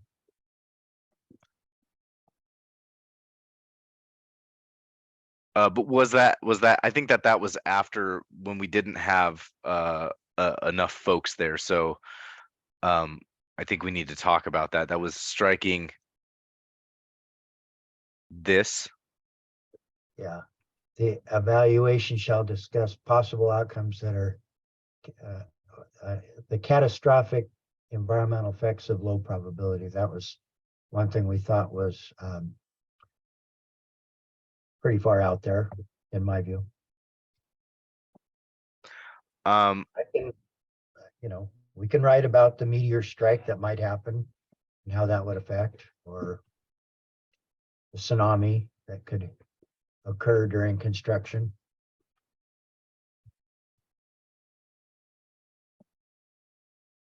So your proposal is to strike this last part here, and maybe the word either here. Yeah, that are Okay. likely to occurs. Possible outcomes that are likely seems reasonable.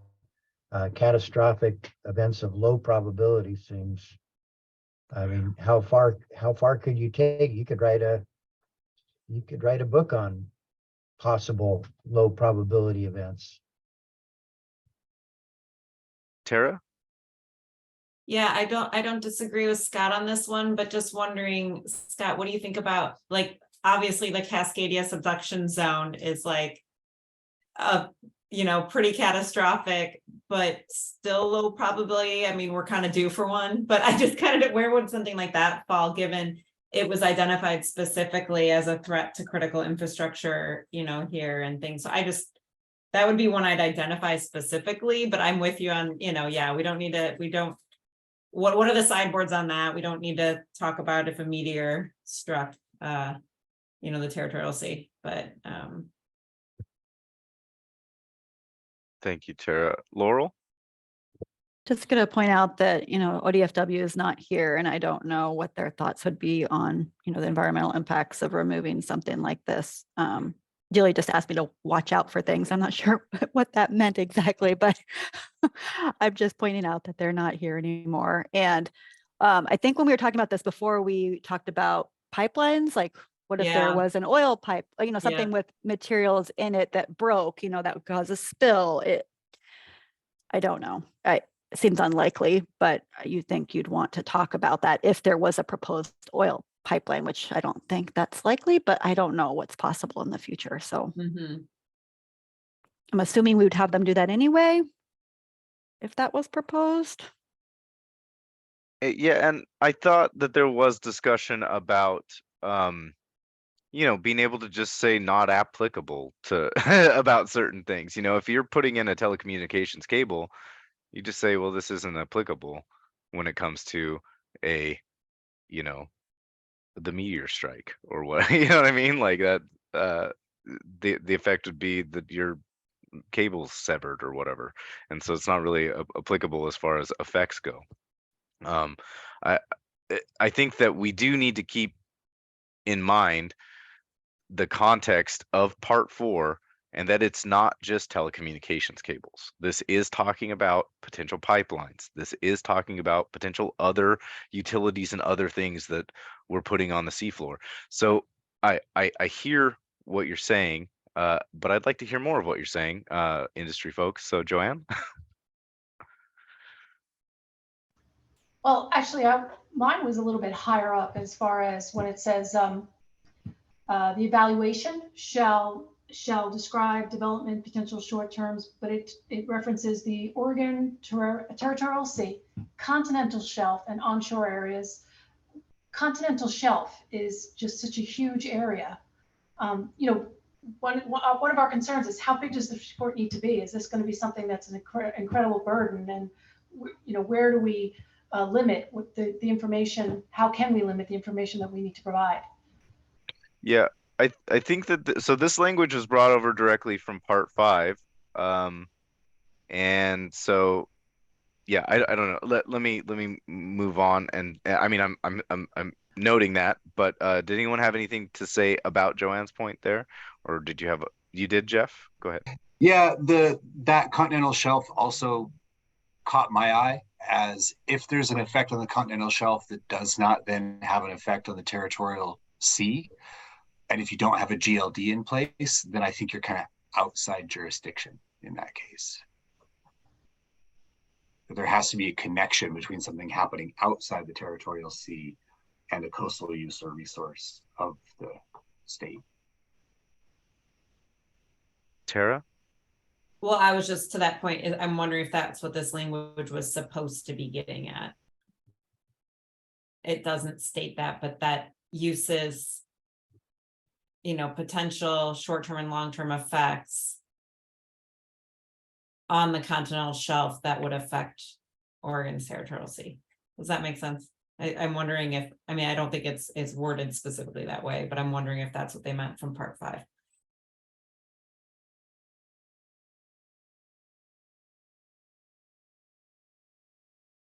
Blake?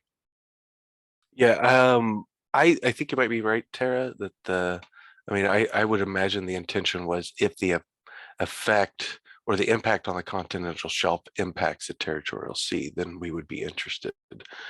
But the nexus is that it's impacting the territorial sea and the state's resources. I did want to speak to the catastrophic environmental effects of low probability. Reed made a really good point, is that it could be a leak from a pipeline. So it's not just natural events that happen, like a meteor shower or a subduction zone, but failure of the actual infrastructure itself and that causing damage. So I think, Scott, your concerns are valid as far as not wanting to have to write every possible outcome there is. Do we include the apocalypse as well? Is that what I don't think our intention is to do that. So I would appreciate sideboards as well, but I think that it is important to have some sort of written evaluation about these possible effects, so that we can understand as a resource agency, as somebody making decisions, like how best to make those decisions based on what possible impacts there are. And sorry, one more thing. We deserve every right to be smarter and better. And so just because we can't think of an impact that a use has now doesn't mean we don't have the right to reserve the ability to make that determination later. Thank you, Blake. Tara?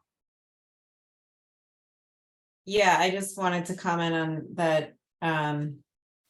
Yeah, I am now reading that was under biological and ecological effects. So it's more about what could happen, I think, in terms of failure of equipment or otherwise that would lead to catastrophic environmental effects.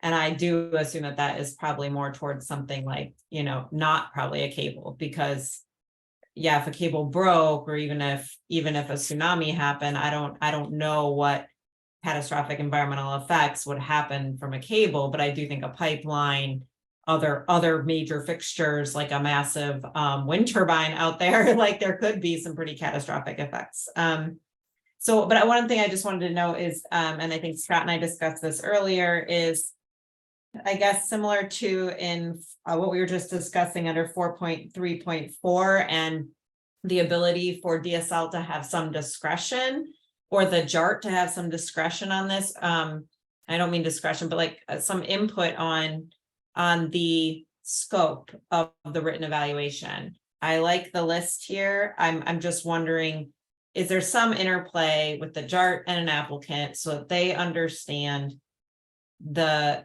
amount of information that's going to be required? And I think that's what industries, I'll let Joanne speak, but some sort of better assurance for like, when are we going to need to provide this? Because there might be some projects where you say, yes, we want all of this and more. So I'm just wondering if there's a better use of the JART to help with some of this. I don't know. I just keep kind of coming back to that.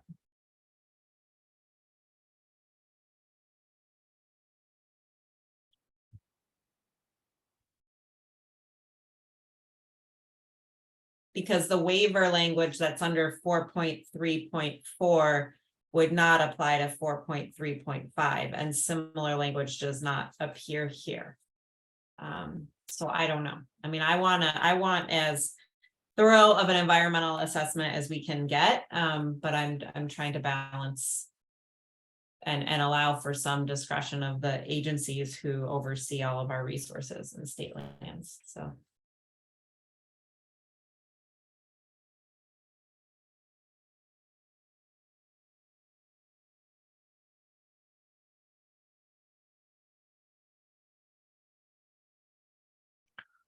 So, sorry, Scott, you said in the chat, have 4.3.5 apply to new uses, and that was your fix?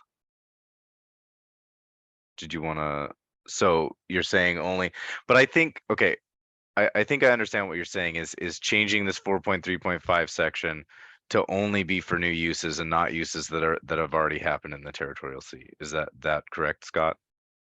Yeah, that's exactly what I would propose. But I'd just like to point out that I think that that doesn't take into account the issues that were brought up in the House bill about having a detailed accident mitigation response plan. And I think that this evaluation talks about, you know, accidents. If I might be incorrect, but I thought that this was the section that covered, you know, effects from it and what you could do in order to prevent those.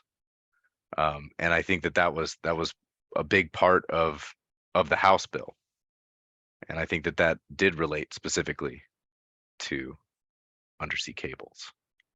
Well, I just would say that the written evaluation, if you look at what's listed, it covers a whole lot of things besides that, Marcus.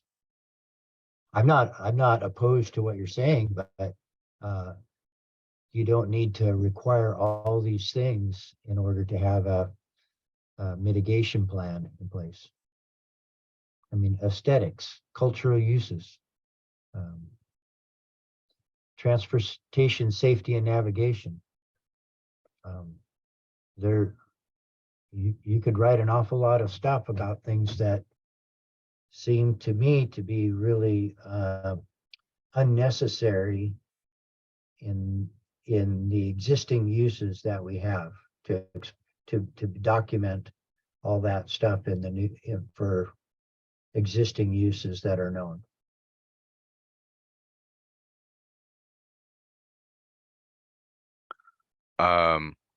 Okay, so go ahead, Blake. You know, I was just gonna say it specifically says to evaluate the effects, you know, that the project has on these things. So if there are no effects, then it's a really short sentence.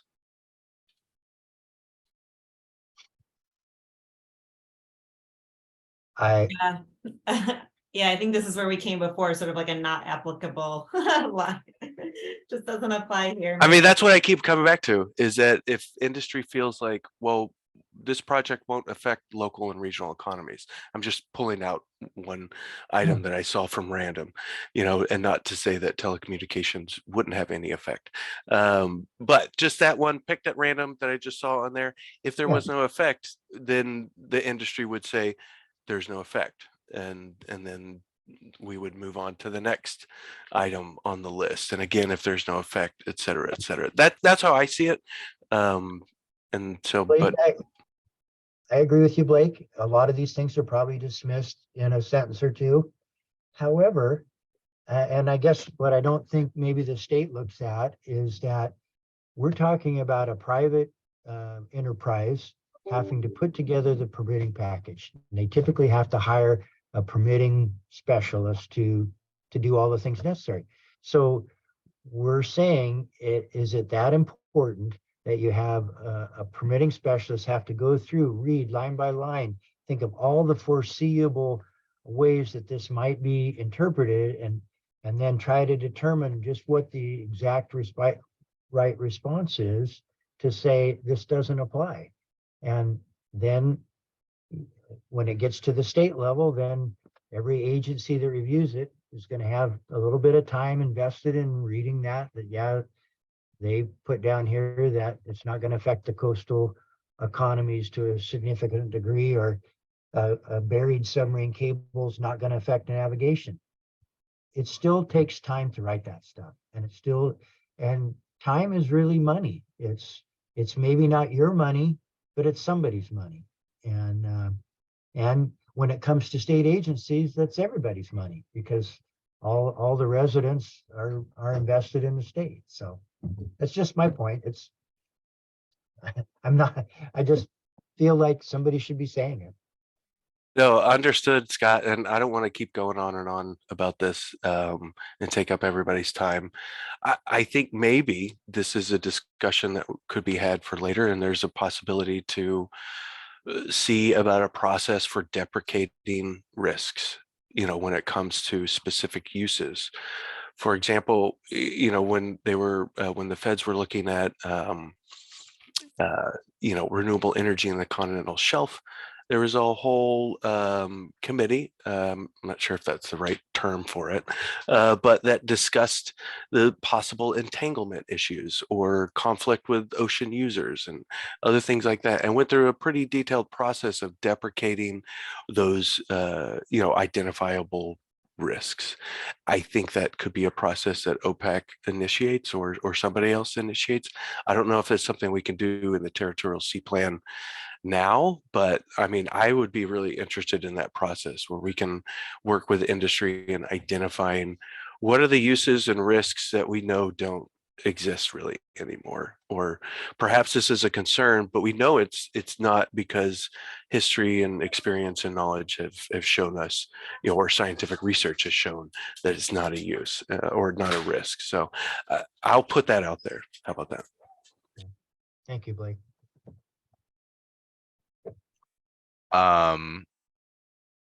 So are there any other points on this section that folks would like to bring up? Jeff? Yes, a couple of things.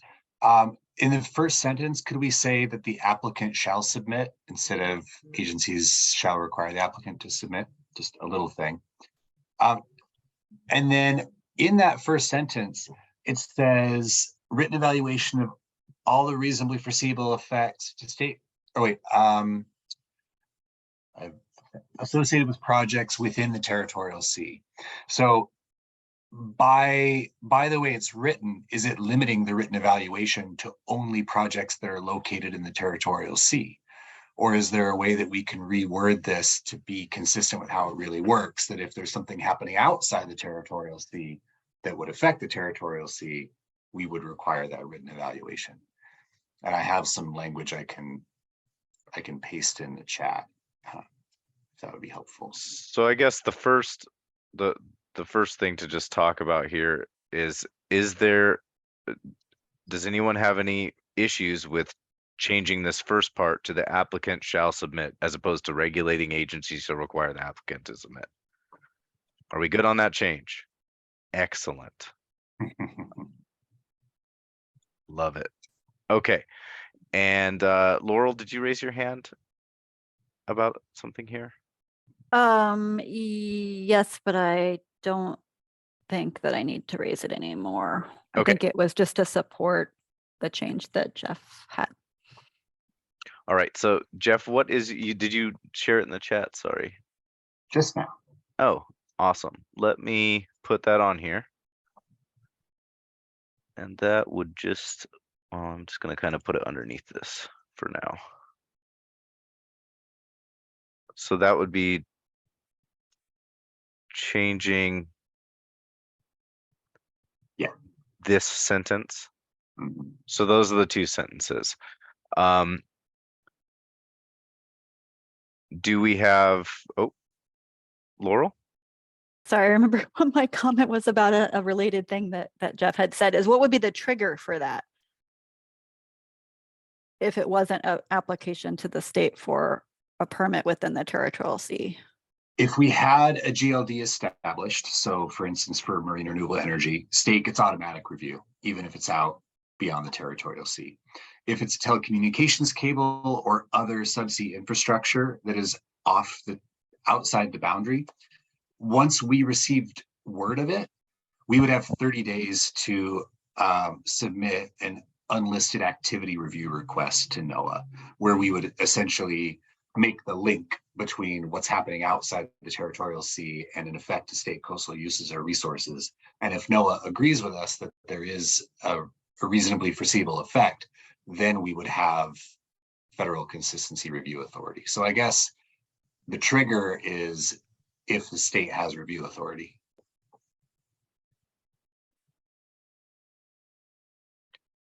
So the the potential change would be replacing this first sentence with this sentence that Jeff provided here in red. Do we have dissent, or are we all okay with replacing this first sentence with this sentence here in red?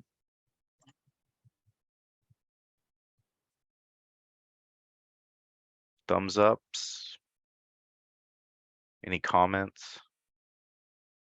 I just had, Well, I like the change. My only comment is, does it read correct? I'm just curious about the last phrase with projects or development development actions. The intention is that with projects or development actions refers to the applicant's projects and development actions, correct? Yes. Do we need to make that clear, or I don't know. I mean, I'm not the best grammar person. I rely heavily on, Word to tell me when I'm wrong. So I'll leave it to other people, but that was just my initial thought, is that with projects or development actions, it might not be clear to what we're referring to. Thank you, Blake. Joanne?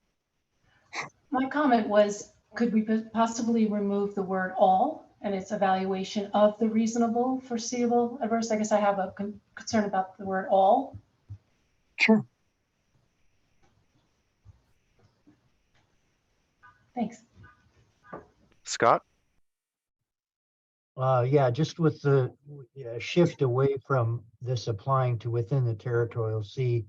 I get it. It's just that I feel like I have to oppose the change because the written evaluation will become much, much bigger if it's beyond just the territorial sea. And I guess maybe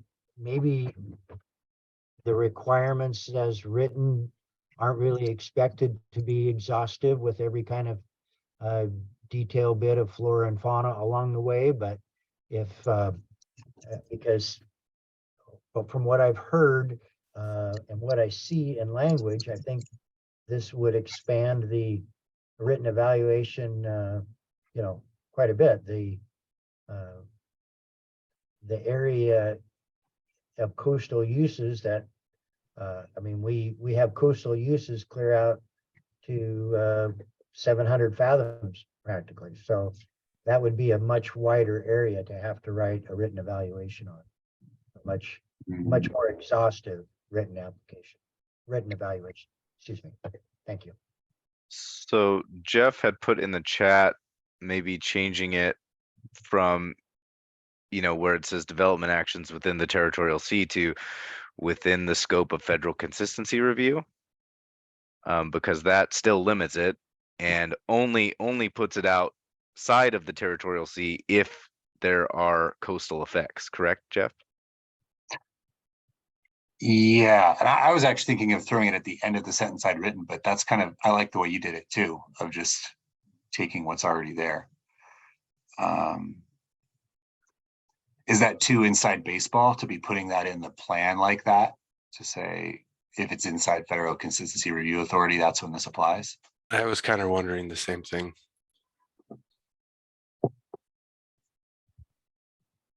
Well, even if it does, that's still, isn't the GDL out at like 500 fathoms or something like that? At the moment it is, yeah. So that's still quite a bit further. But that only applies to energy projects. So if you're a telecom fiber optic cable, there is no automatic federal consistency review authority out beyond the territorial sea.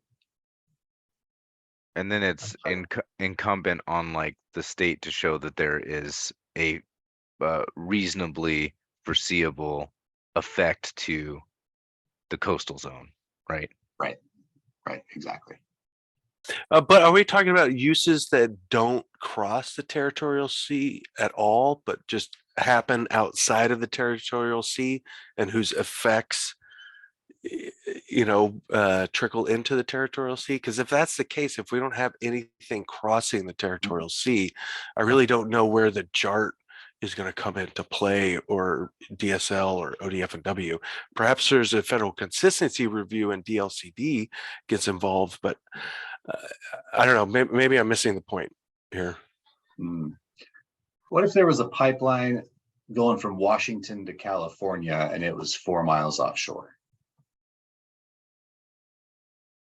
Would we try to apply Territorial Sea Plan Part 4? And I know I'm grasping here, so you make a good point that 9 times out of 10, you're crossing state boundaries at some point.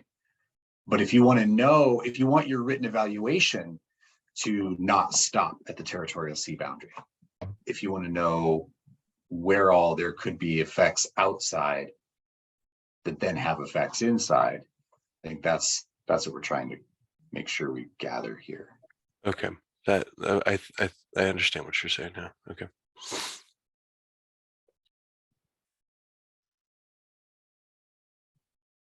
And unfortunately, I don't have a good answer. So.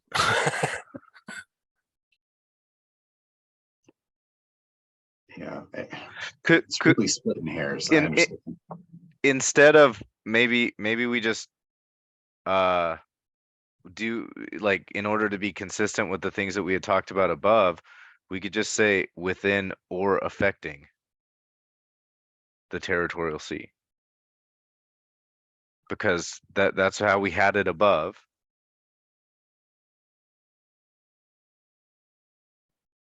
And then that kind of,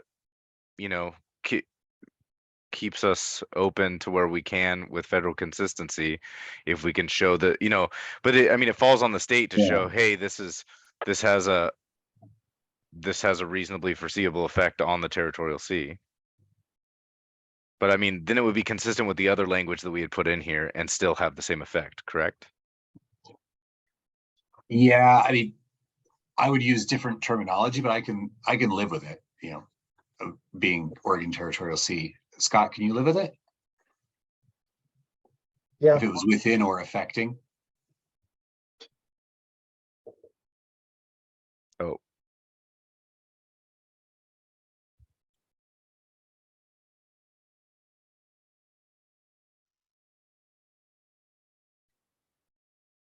Are we okay with this addition? Does that hit the points that were brought up here?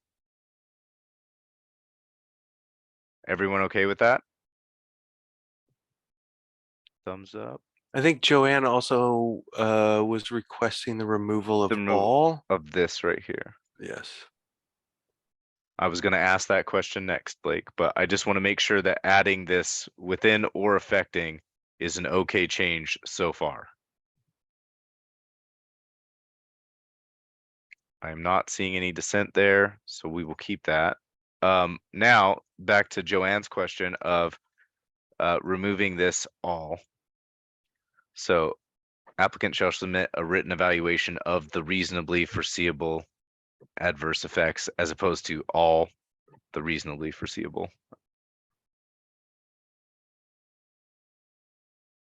I think that's, I don't see any dissent on that, so we're gonna do that. Oh, Laurel? I'm not dissenting. it basically would be the same thing, right? If you're supposed to include the reasonably foreseeable adverse effects, the implication is that you include all those that are reasonably foreseeable. So Yep. Yes. sort of it's just the word duplicative. all. Yeah, it's not, Yeah. it still means the same thing regardless. Yeah. To me, I don't know. That's how I read it as well. Okay. So were there other portions, Jeff, did that hit all the spots that you were talking about in this paragraph? I see that continental shelf is still included in there. Sorry, yeah. I don't know that we got that one.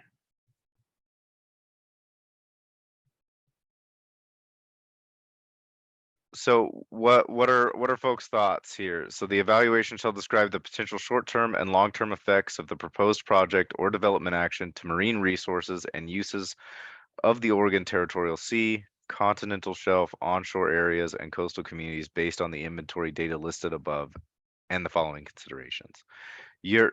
Is your proposal just to remove continental shelf from here, Jeff? I think if you change the word marine to state coastal, then you're being clear that it's only the things that are within the state's jurisdiction. And so a continental shelf effect would have to be affecting state coastal resources and uses, which is the key term that NOAA likes to use. So would everyone be comfortable with that change of changing it from marine to state coastal so that it still encompasses the territorial sea? But then, yeah, is everyone else comfortable with that change that was proposed by Jeff? So just to clarify, the continental shelf would only apply if there was a development action that affected state coastal resources in the continental shelf area? That's the intent, whether the words convey that or not. Okay.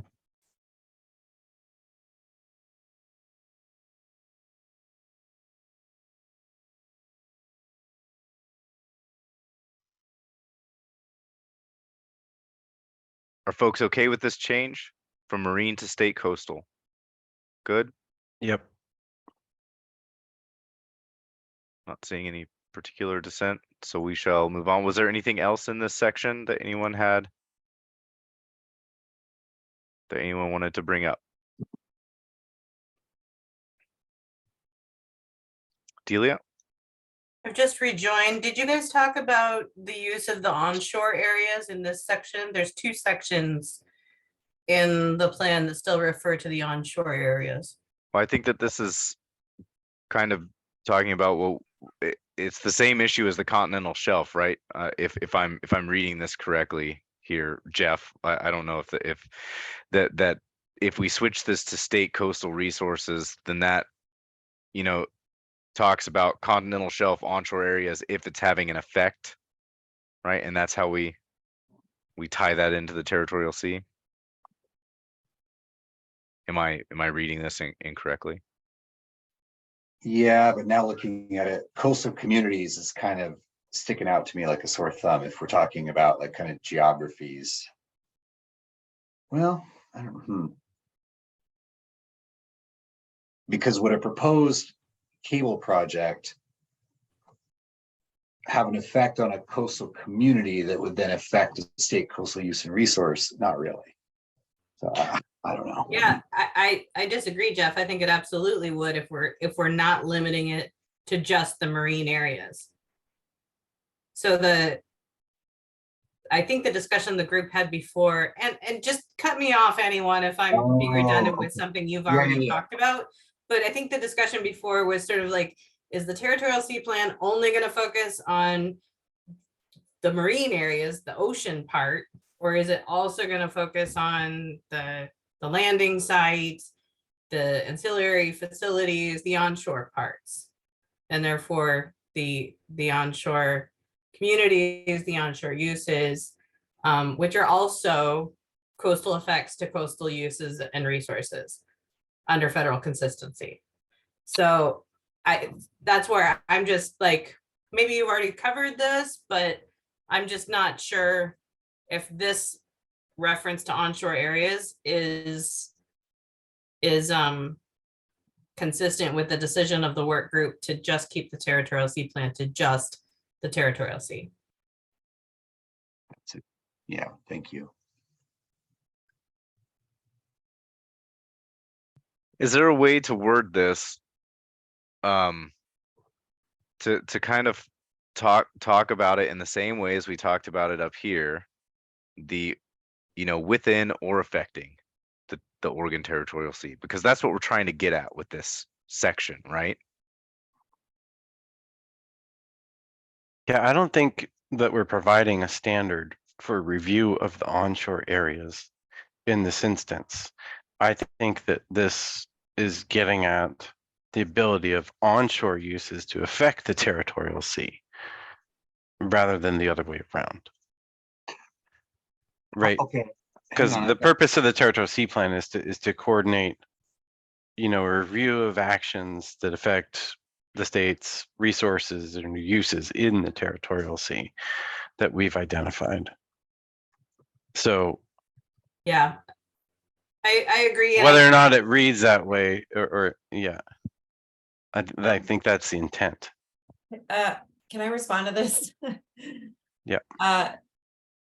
Well, one, I do think we are at least incorporating onshore considerations and otherwise, even just through the JART by bringing together like local communities, land use. I mean, I think that we're doing that already. And so this written evaluation, you know, should talk about the onshore impact, how it impacts the territorial sea, but also, I mean, I think we have that they need to describe, projects need to describe onshore shoreside facilities.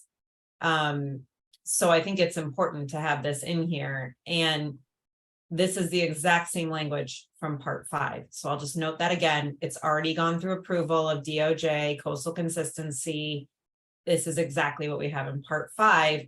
And I keep bringing up part 5 because it has that similar, I feel similar like shoreside and offshore component because it was dealing with offshore energy and bringing that to shore. So I just, okay, that's all I have to say.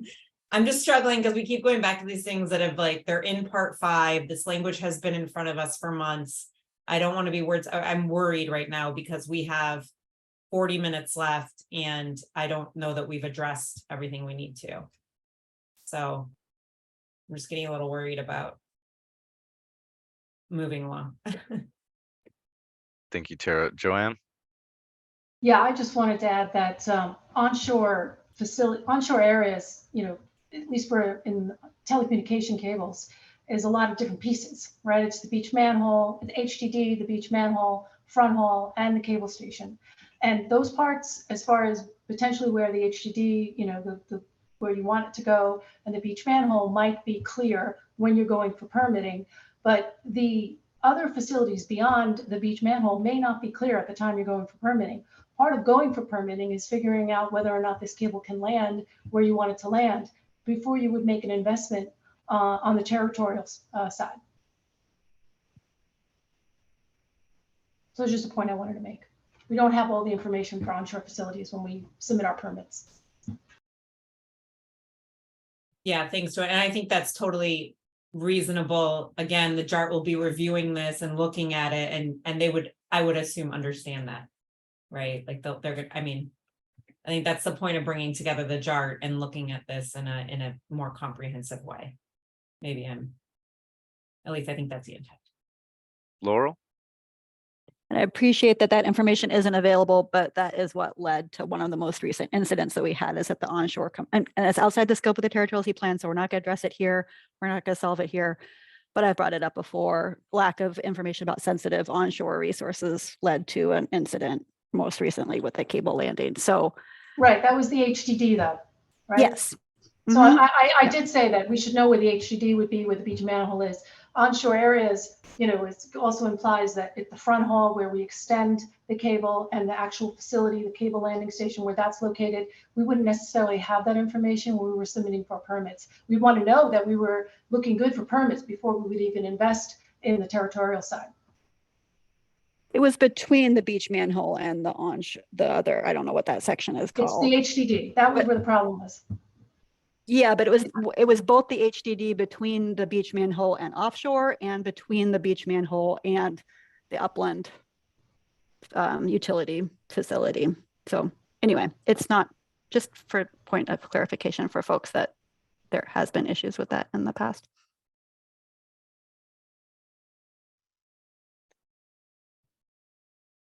So, I don't know that I've heard much proposal to change this section, or at least not one that's gelled together in any way. So unless somebody has a proposal to change this section any more than it's already been changed, I suggest that we move on so that we hit other points in our last 44 minutes. If you do have a suggested change and you want to put it together, you can send it to me and I will submit it to OPAC alongside this one.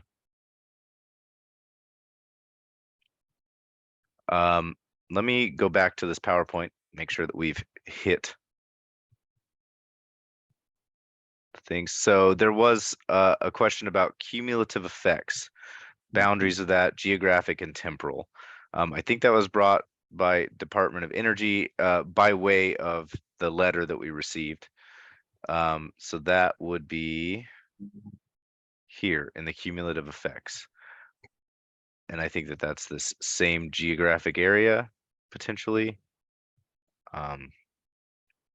And any suggestions on how to address that?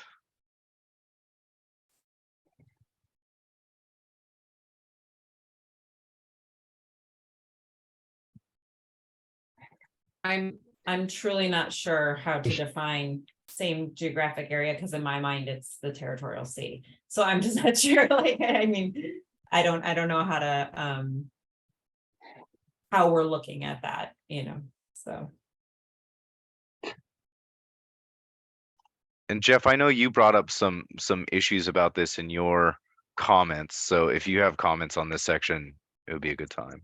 Yeah, I guess I was kind of echoing what had been said by Renewable Northwest, that when you talk about in conjunction with effects of any past, current, or probable future projects, you're asking an applicant for one project to know what's happening elsewhere on the coast, which they may not have that knowledge. And so there would have to either be some coordination with the JART in order to even get that information. But then when you also say, taking into account the effects, let's see. Yeah, the effects of the proposed project or development action and other projects along the Oregon coast, where would an applicant for a new project find the information that another applicant had gathered, so that you can, like, yeah, just trying to figure out whose responsibility is it to gather the information about effects from projects that aren't yours. So those are kind of the structural questions that I had, but specifically to that same geographic area terminology, in the chat, I proposed, you know, a way we could describe it, other projects that are connected by their effects across space or time.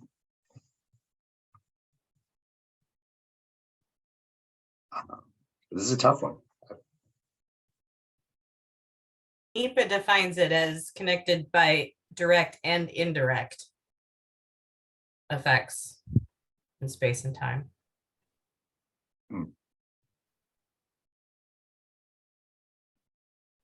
This is a problem that we have every time we go through a NEPA review too, because usually the federal lead has a different idea of what the same geographic area is, or the related and interrelated effects are, than we do.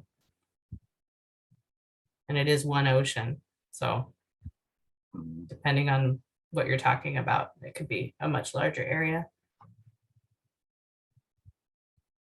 I'm in favor of just keeping it general because I think we're going to have to define it based on the project under review. And I know that that's probably not satisfying to everyone, but some of this needs to have enough flexibility that we can apply a reasonable filter of cumulative effects at the time. So Delia, you're just saying to keep it as is, to where it says in the same geographic area. I would either keep it as is or just remove in the same geographic area and just say a proposed project or development action and other projects. This is the territorial sea plan, so that would be the outer bound period. I would be supportive of that change. I don't think having that construct in the sentence adds anything there. If Unless you want to say in the territorial sea, but I don't think you need to say that. I think you can just put a period after projects.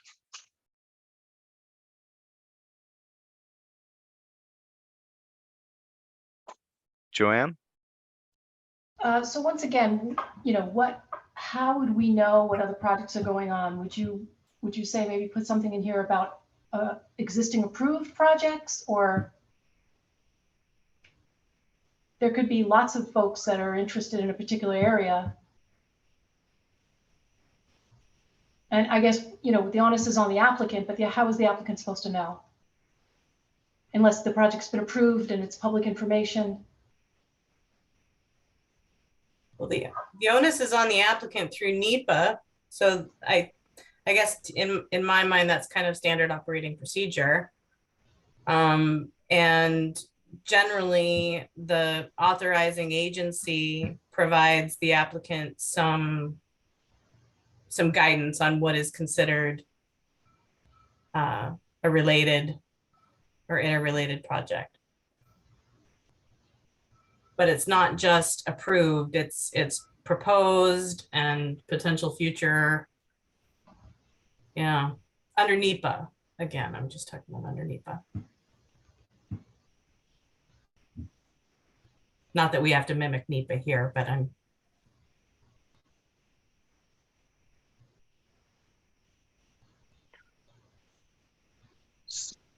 Scott? Yeah, I'd like to point out, it just seems like that would make it a very difficult task for an applicant to be able to predict what's going to happen in the future, what's likely to happen. But isn't this already required under NEPA? I can't answer that. I don't know anything really. I'm not a permitting guy, but it just seems bizarre that we would ask somebody to speculate on what future projects could be related in a cumulative impacts when we don't necessarily have any idea. There's lots of times where we hear of cable projects that are proposed, but they never come through to fruition. So you could actually discuss some things that aren't going to happen and maybe miss out on things that you weren't aware of that will happen.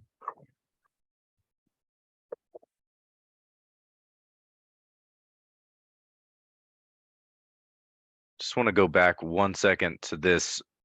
Is everyone in favor of removing this section that's highlighted that says in the same geographic area and having it just be a period after other projects? That was something that was proposed, and I just wanted to see if we have consensus on that.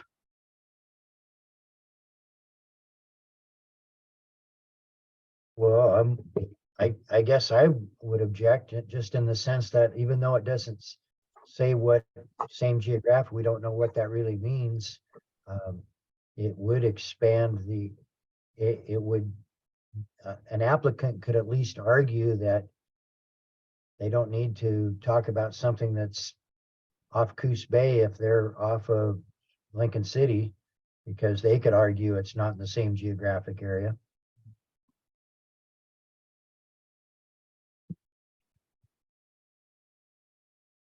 All right.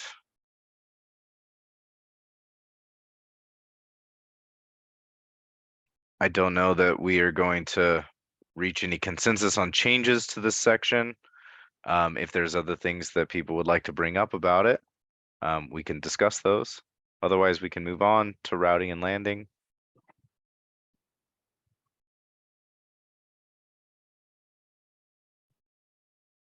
Or rather, I guess we already talked about routing and landing, and so we would be, oh, Scott, is your hand raised from before, or is this all right, so Jeff? Yeah, I did have some concerns about 4.4 that I didn't bring up when Delia had the floor. In the first couple of sentences, you include terminology like prevent or avoid conflicts with other uses, and minimize adverse effects on other natural resources of the seafloor or ocean shore. And I guess I'd like other people's opinions.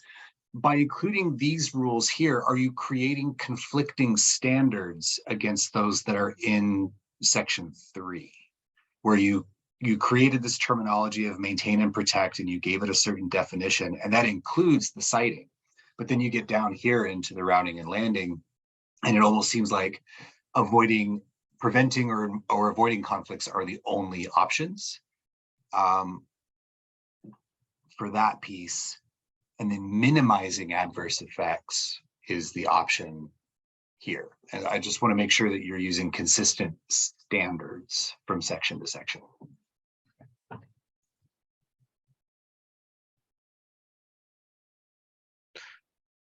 So maybe we just should, instead of say minimize, we say mitigate adverse effects, because then that drops it back down to that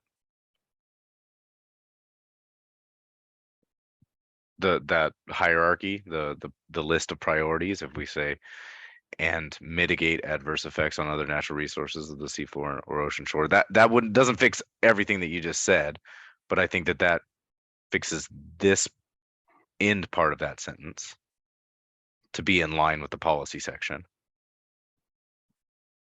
Yeah, I think that might work.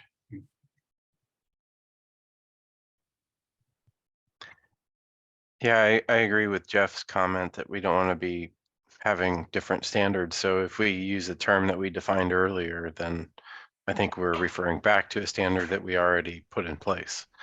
And that would make more sense to me. Laurel? Natalia had made some recommendations to that highlighted section previously about the coordination that I don't think we had a chance to talk about when we were talking. That sentence is somewhere else too, or is that, am I getting confused with something we looked at before? Is this the same paragraph we looked at before? This is the same, yeah, this is the same paragraph that we had looked at. Okay, Well, and she had some suggestions in the chat that we didn't talk about.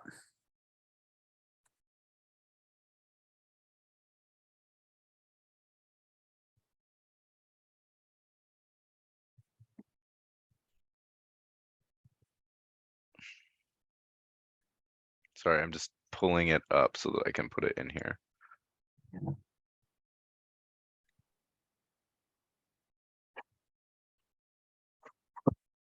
Tara?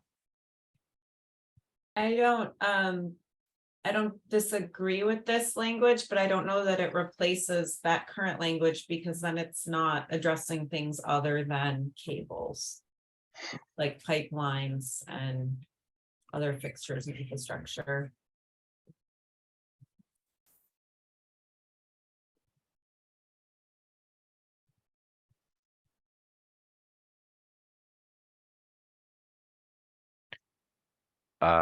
Well, we can add pipelines and other infrastructure instead of just submarine cables. But main point, yeah, to keep the distance to allow decommissioning, removal, any damages, overlapping cable crossings or any infrastructure crossing.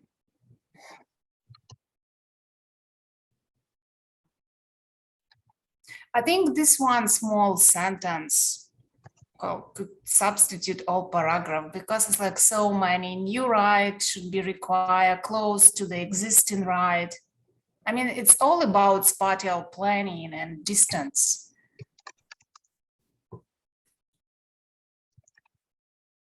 It's also about co-location though, Natalia. So the importance from a habitat perspective is that we not just have development sprawling out all the way across the territorial sea, that we, equally prioritize preservation of existing habitats, species corridors, and important uses. So yeah, I see the next sentences. Yeah. So, but I do think I do support Natalia's edits there. I think that's a good replacement. And maybe to Tara's point, it could just read marine spatial planning for seafloor infrastructure.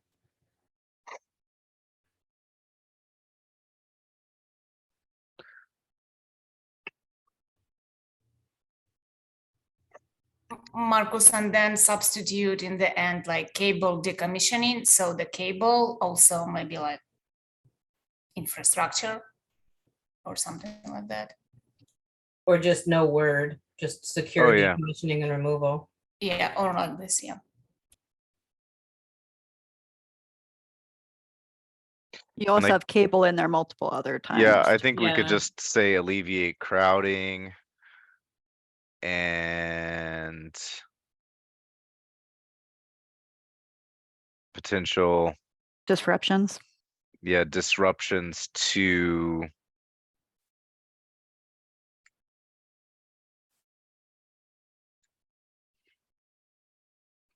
essential services.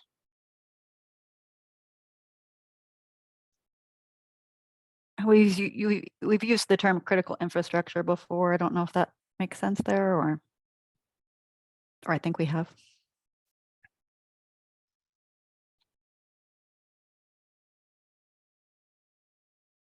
Just replacing that's highlighted with critical infrastructure. Is that what you're suggesting, Laurel? I don't know if we've used that term before. Yeah, I we mean, we define that in the glossary. I thought so. Okay. I just didn't check. I just checked when you said that.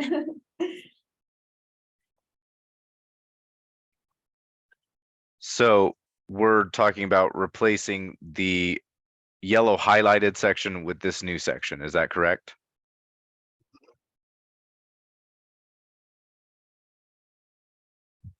Yep. Yep. Okay. Do we have agreement that that's a good replacement?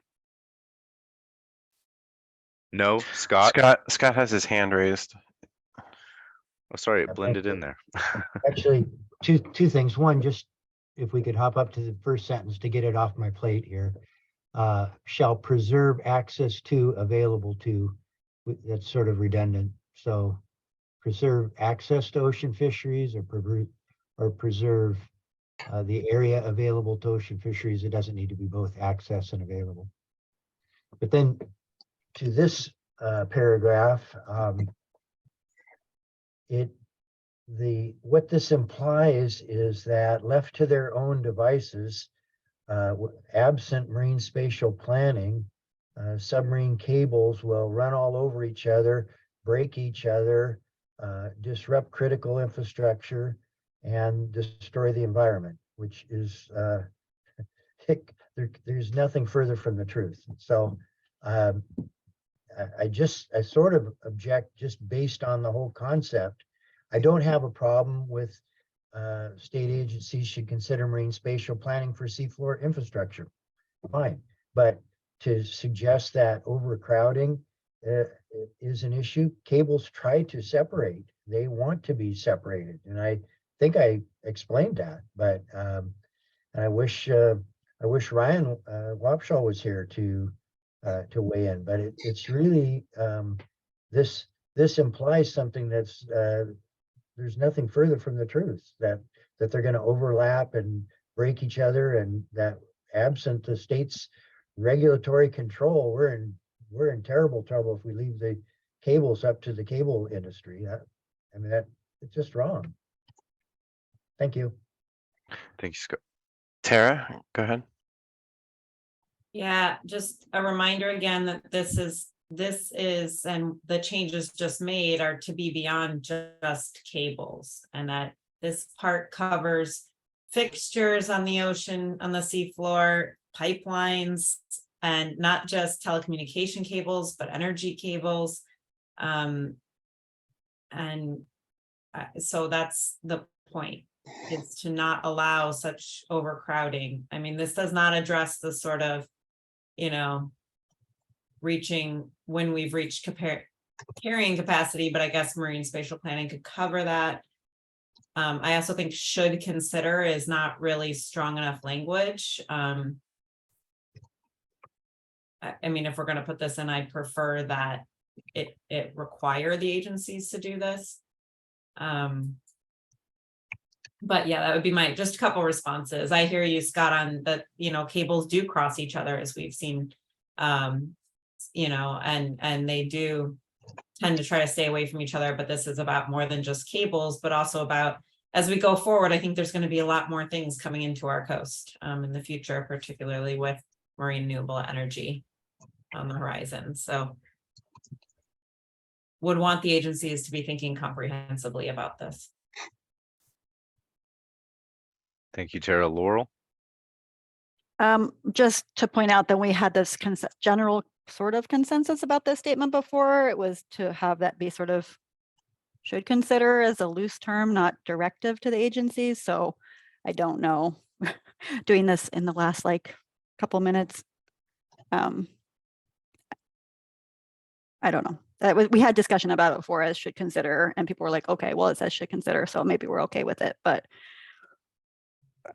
isn't that the point of the territorial sea plan? So I'm not sure what this does. Like, does this tell us to do another step in amendment of the territorial sea plan? Andy, like, do you have thoughts on that? Like, what does this mean in practice? What are we going to do as a next step? Reopen this chapter and do spatial planning as an appendix to the territorial sea plan if it said shall, for example?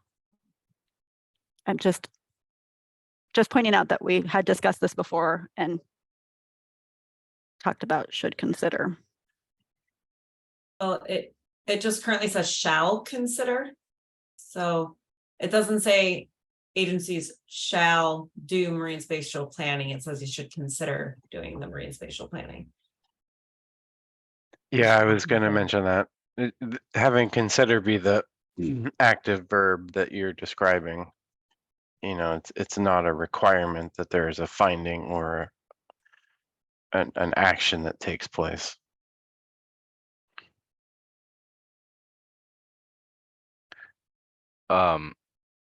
Natalia? Yeah, I would leave shall consider, because again, there is no any rules yet, federal or state, about this. This is just a lot of discussion going about this and the federal level, at least the report and guidelines that I read. So they want to establish some standards. So we cannot require, because we don't have yet those rules and standards. And regarding to response to Scott that mentioned that it's not true, that is like elevate, crowding, overlapping, and potential disruption. This is language that actually used in International Telecommunication Union and also in some of the federal guidelines regarding the potential crossing cables and different infrastructure that coming up. So it's not like I created in my mind this language. Before propose something, I did a lot of research and combine different sentences that are really applicable to this particular infrastructure that we are talking about. So it's not like my language. It's already used a lot. Just there is no regulation about that, but a lot of discussion. So I'm a little thrown off by the last sentence in that language there. I'm not sure what secure decommissioning means. And I think the idea of allowing and considering the needs for decommissioning and removal is important, but I'm not sure what shall allow means either. So I kind of feel like the idea of decommissioning and removal should be added to the first part of that sentence and not a separate thought in its own.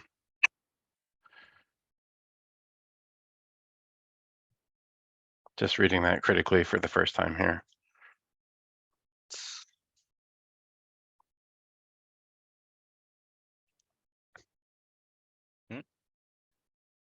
Laurel? Again, I'm not disagreeing with the need to do marine spatial planning for this topic, but that what the territorial sea plan would do, I mean, just saying we should do it in the future, I'm not sure what it accomplishes. And I think that was Delia's point before when she suggested maybe taking it out. So I don't know. is that what you're suggesting, Andy? Yes.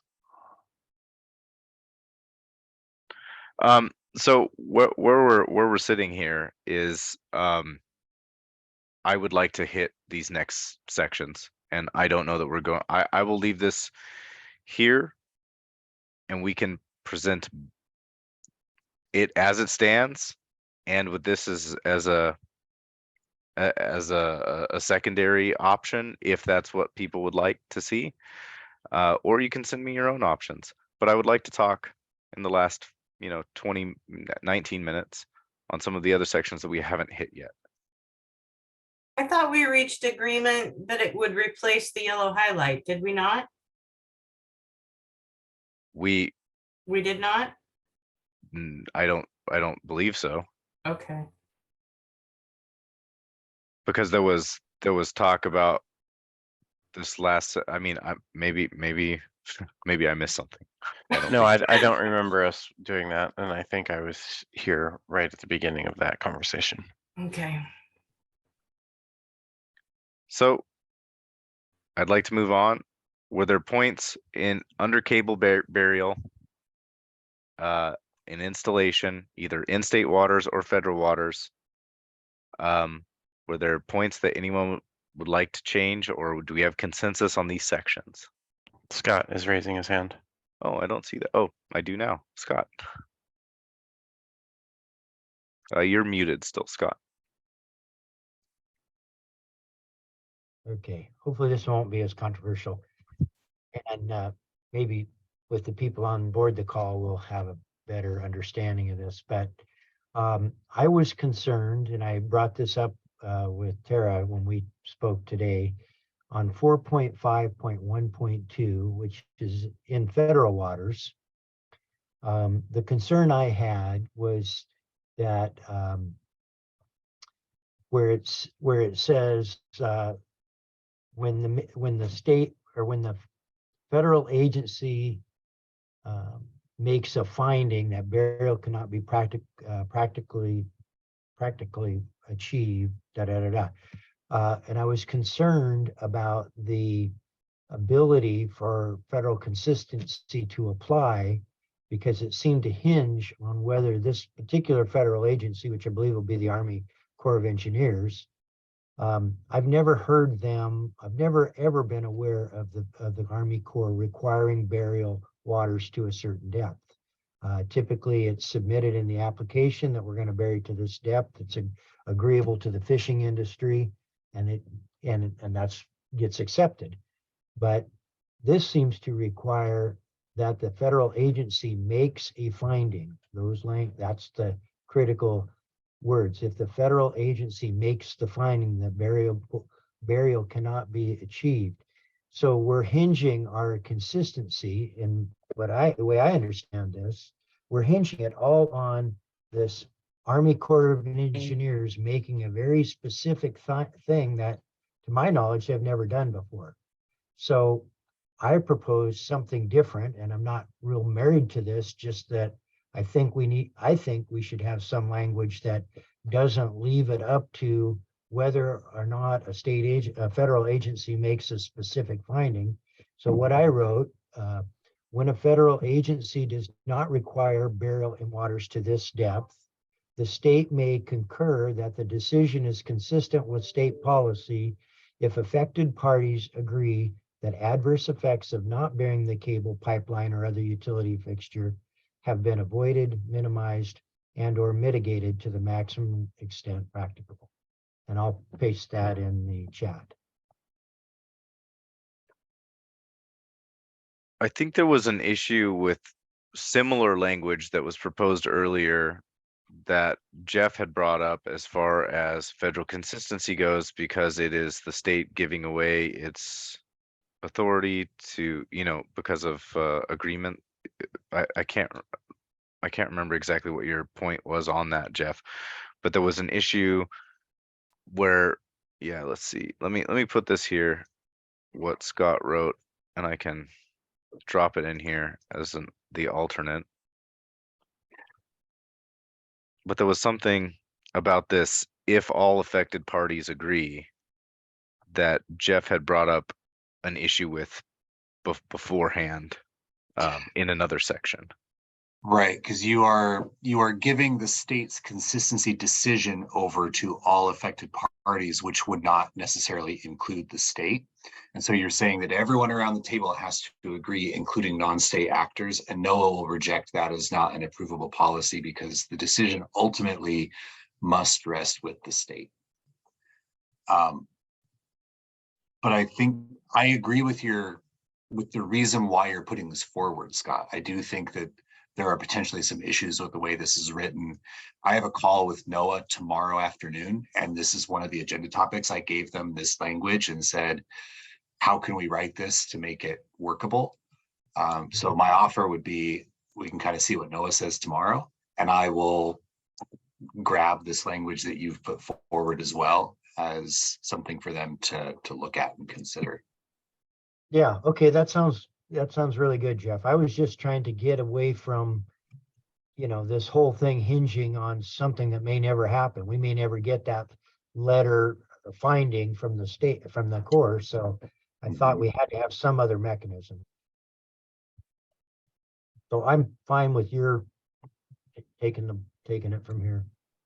Okay, thank you. Yeah, I've grabbed your language for my call tomorrow. If anybody else has suggestions on ways to word it, though, that you want to put forward for me to also bring in front of NOAA, this would be a good time. Delia?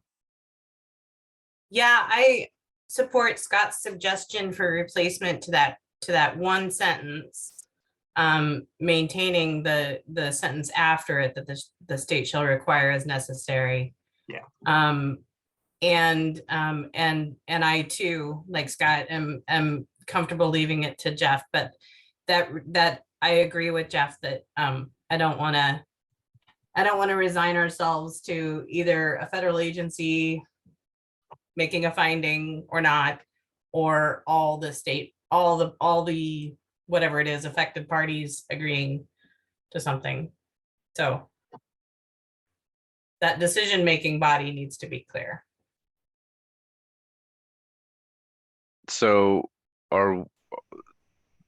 what I'm hearing is that there is some agreement right now.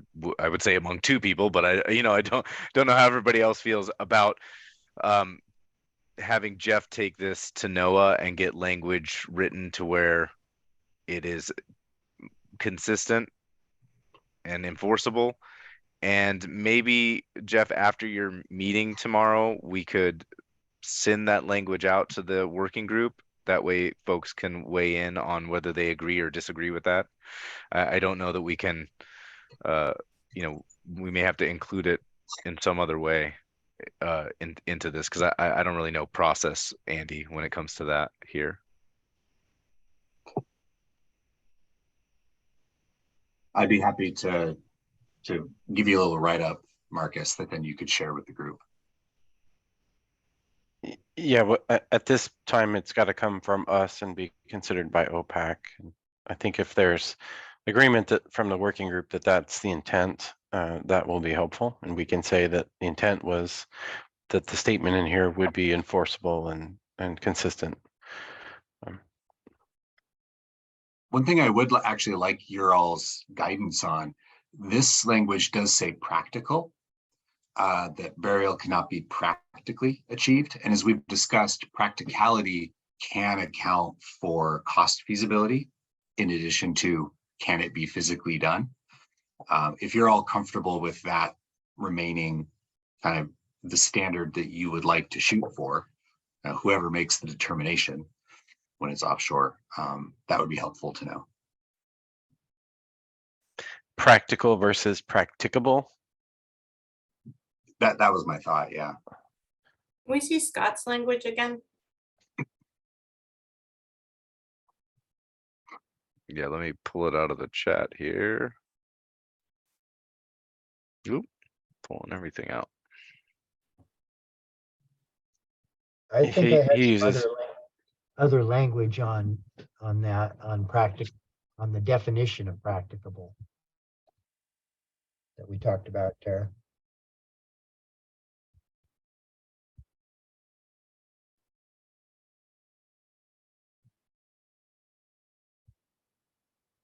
I mean, could it just say the state may concur that the decision is consistent with state policy if the state agrees that adverse effects of not burying the cable pipeline? And I think,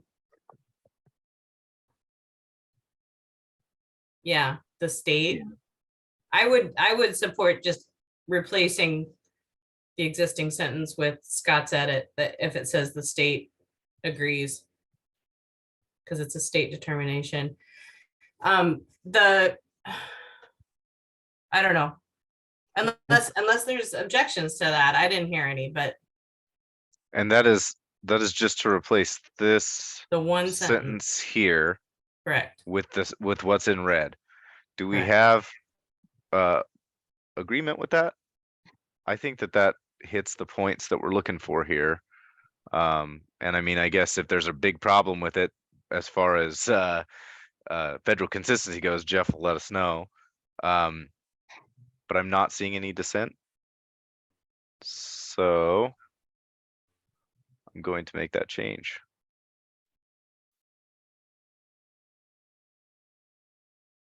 Thank you. I think that's right. Okay, were there any other issues in the burial section or maintenance or decommission and recovery? Scott? Right, but the next one down, right below the one we just worked. I thought we had a discussion Wednesday about target burial depth versus actual burial depth, and I wanted to change the language because an applicant will, I don't know any applicant would be able to verify to the target burial depth 100% of the way without changing the burial depth to something very, very unrealistically shallow. So there was Didn't- discussion about it, but that happened after we lost off so many people. So I couldn't really make the change here in the document until we kind of brought that up with, Okay. in the scheduled Sorry. meeting time of today. So yeah, it's just to remove target from here, correct? Scott? the applicant shall verify burial, the burial depth to the easement granting. I mean, there's just no way to guarantee burial to a target burial depth. Just much of the time, it probably averages deeper than the target burial depth, but not 100% of the route will be at the target burial depth. It just I've never seen it. Is everyone okay with removing the word target from this sentence? Yes. Actually, target burial depth that's being removed from the sentence. So the applicant shall verify to the burial. So it would be Yep, removing burial to the easement granting agency. Yes. Yep. Everyone's okay with that? I'm not seeing any dissension. Yep. Okay. We have 6 minutes. Let's get through this. We got anything in maintenance or decommission and recovery? Scott's raising his hand. All right, Scott, go for it. Really quickly, Tara and I worked on this a little bit this morning. I'll paste it in, but basically it deals with decommissioning in place, and I will paste it in here. It seemed like this over time was a little bit complicated and hard to understand. So let me just paste in what we proposed. I did want to bring up that there was some issue that Jeff had brought up about the decommission and recovery, us alluding or not alluding to, but referencing this House bill here. There was something about that for federal consistency purposes, correct? Right. That if we reference it as being a requirement, then we need to submit the House bill as an enforceable policy, which would be unprecedented in the Oregon system. But I don't think it's not allowed. I just wanted to Which is a little funky. I missed the first I in infrastructure, but Yeah, I put it in there. So that would be to replace this entire, that would replace this section, correct? correct.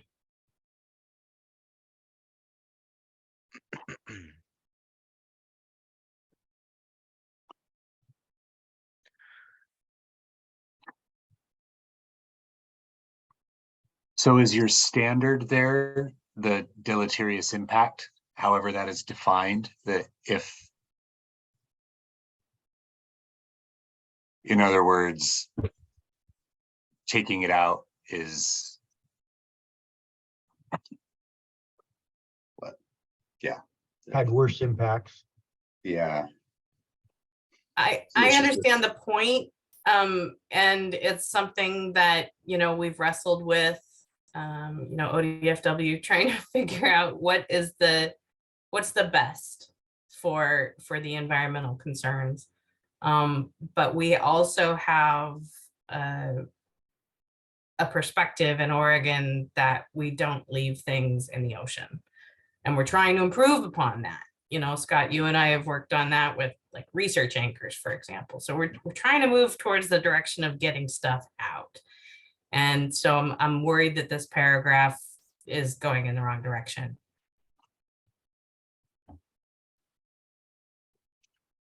Laurel? Blake's not here, so I don't know, maybe Natalia can speak to this, but that last part about at the end of their useful or operational design life, I'm assuming it would be as required by the easement or the time period that the easement allows, which is likely the same, but I would, I'm assuming that trigger would be tied to that versus when somebody decides that it's no longer useful. But that would be a DSL question. I don't know. Thank you, Laurel. Tara? I'm just realizing now that the section right below this deals specifically with undersea cables and has this sort of language about there may be cases where removal of an undersea cable is more environmentally damaging than leaving it in place. In such cases, DSL shall require an impact statement and, it may allow the cable to remain buried. So I'm wondering, going back to this is beyond just cables. So I think decommissioning and recovery is really also looking, towards other pipelines, anchors, fixtures on the seafloor. So I'm wondering about that. Scott, if that distinction gives you any comfort, if that language under undersea cables, is that not enough to,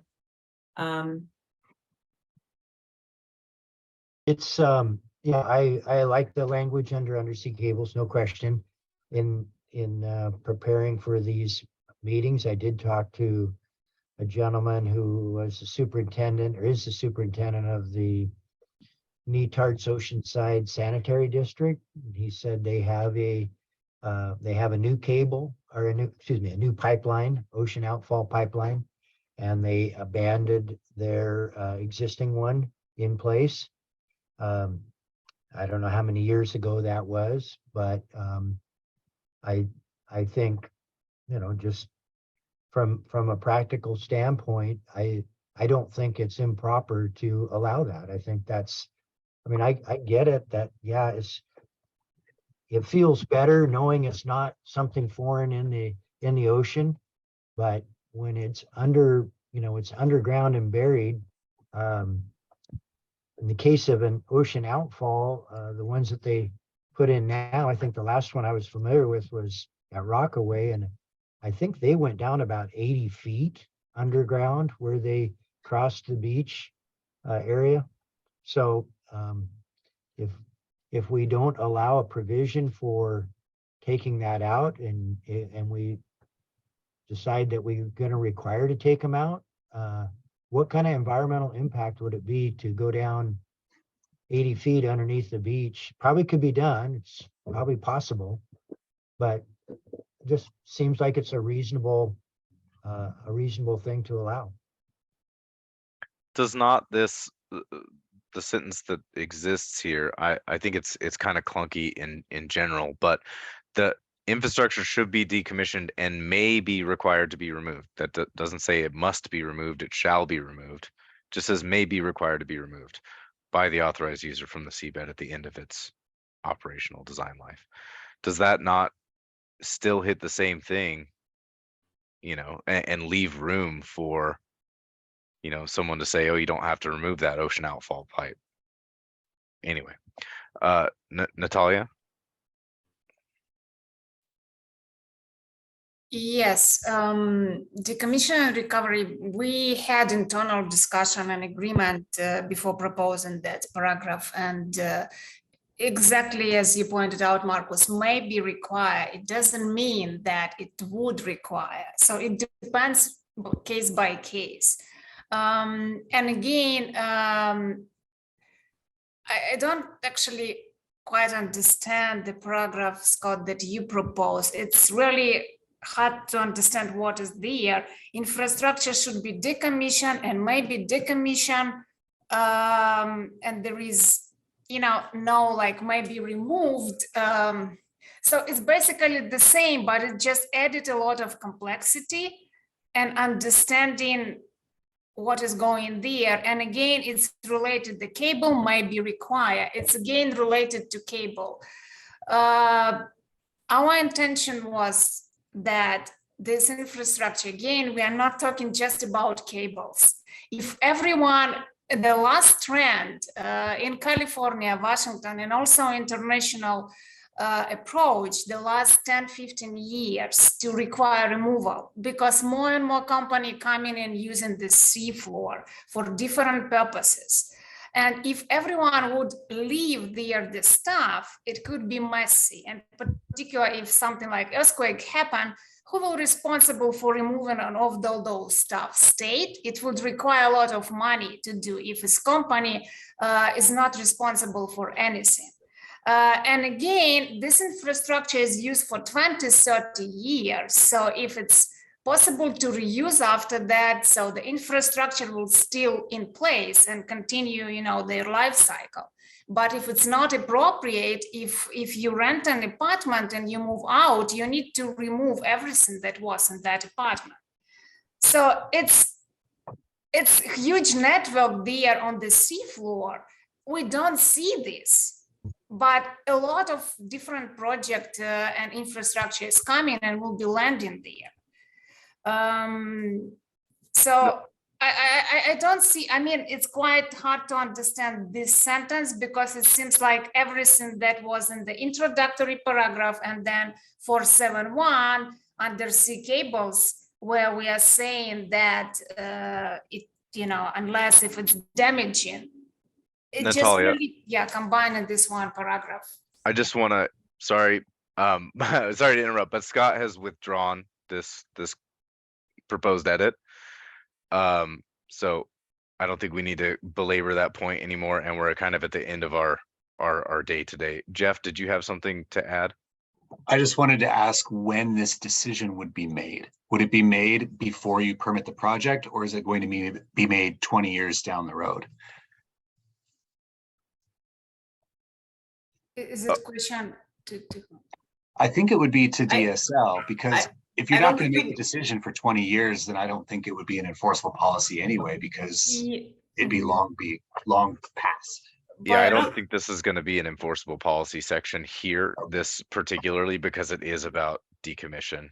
No, And- and DSL's had questions about previous cable removals, and they have worked with cable owners to, you know, ask that segments of cable can remain in place because of the potential ecological damage it would have taken to remove them, and they have removed the parts that were easily recoverable. And that there was a discussion between the project or the cable owner and DSL at that time, and the agency and the applicant worked with multiple agencies to make sure that that was acceptable, and the process was carried out, I think, in a satisfactory manner. Okay. And yeah, decommissioning plan, it's already in House Bill 2603. Marcus, do we need to add in brackets 2021 after 2603? Just to make sure that this bill related to that year, yeah. I I think that's a agree good with Jeff. a It good seems really addition. strange to have the House bill referenced here at all. I just think that's strange. Do we need to have it in here? I think that we could either totally take this part out, like this section, or replace it with the language from the House bill that talks Yeah, about. I think just replacing it with that language from section 1, 3. And I think that would avoid the issue from the Jeff's perspective, correct? From federal consistency. Right. But if again, these are all decisions that are going to be made 20 years from now. Now I'm thinking about it like, I don't know that I would submit these as enforceable. So the problem of incorporating by reference is kind of moot. But Okay. for someone 20 years from now who's trying to find House Bill 2603 from whatever, you could do them a favor. I would support Tara's solution. Just replace it with the actual language instead of a reference to the bill. Is everyone okay with that? We're just replacing. I mean, okay. Yep. Yeah, sounds good.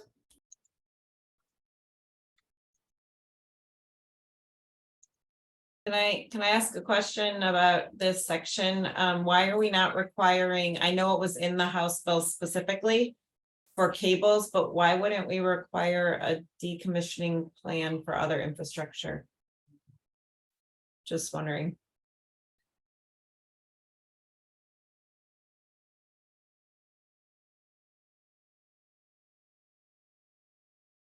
I just don't know that I don't know that it's the same type of decommissioning plan. Like, I don't know that it's highlighted in the House bill. And I think that there's still some kind of decommissioning required from DSL for other things.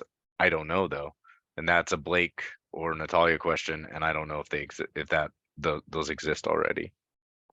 Usually I think there is a provision in DSL's rules that say that after the term of the easement is complete, that the project applicant would return the environment back to a similar function.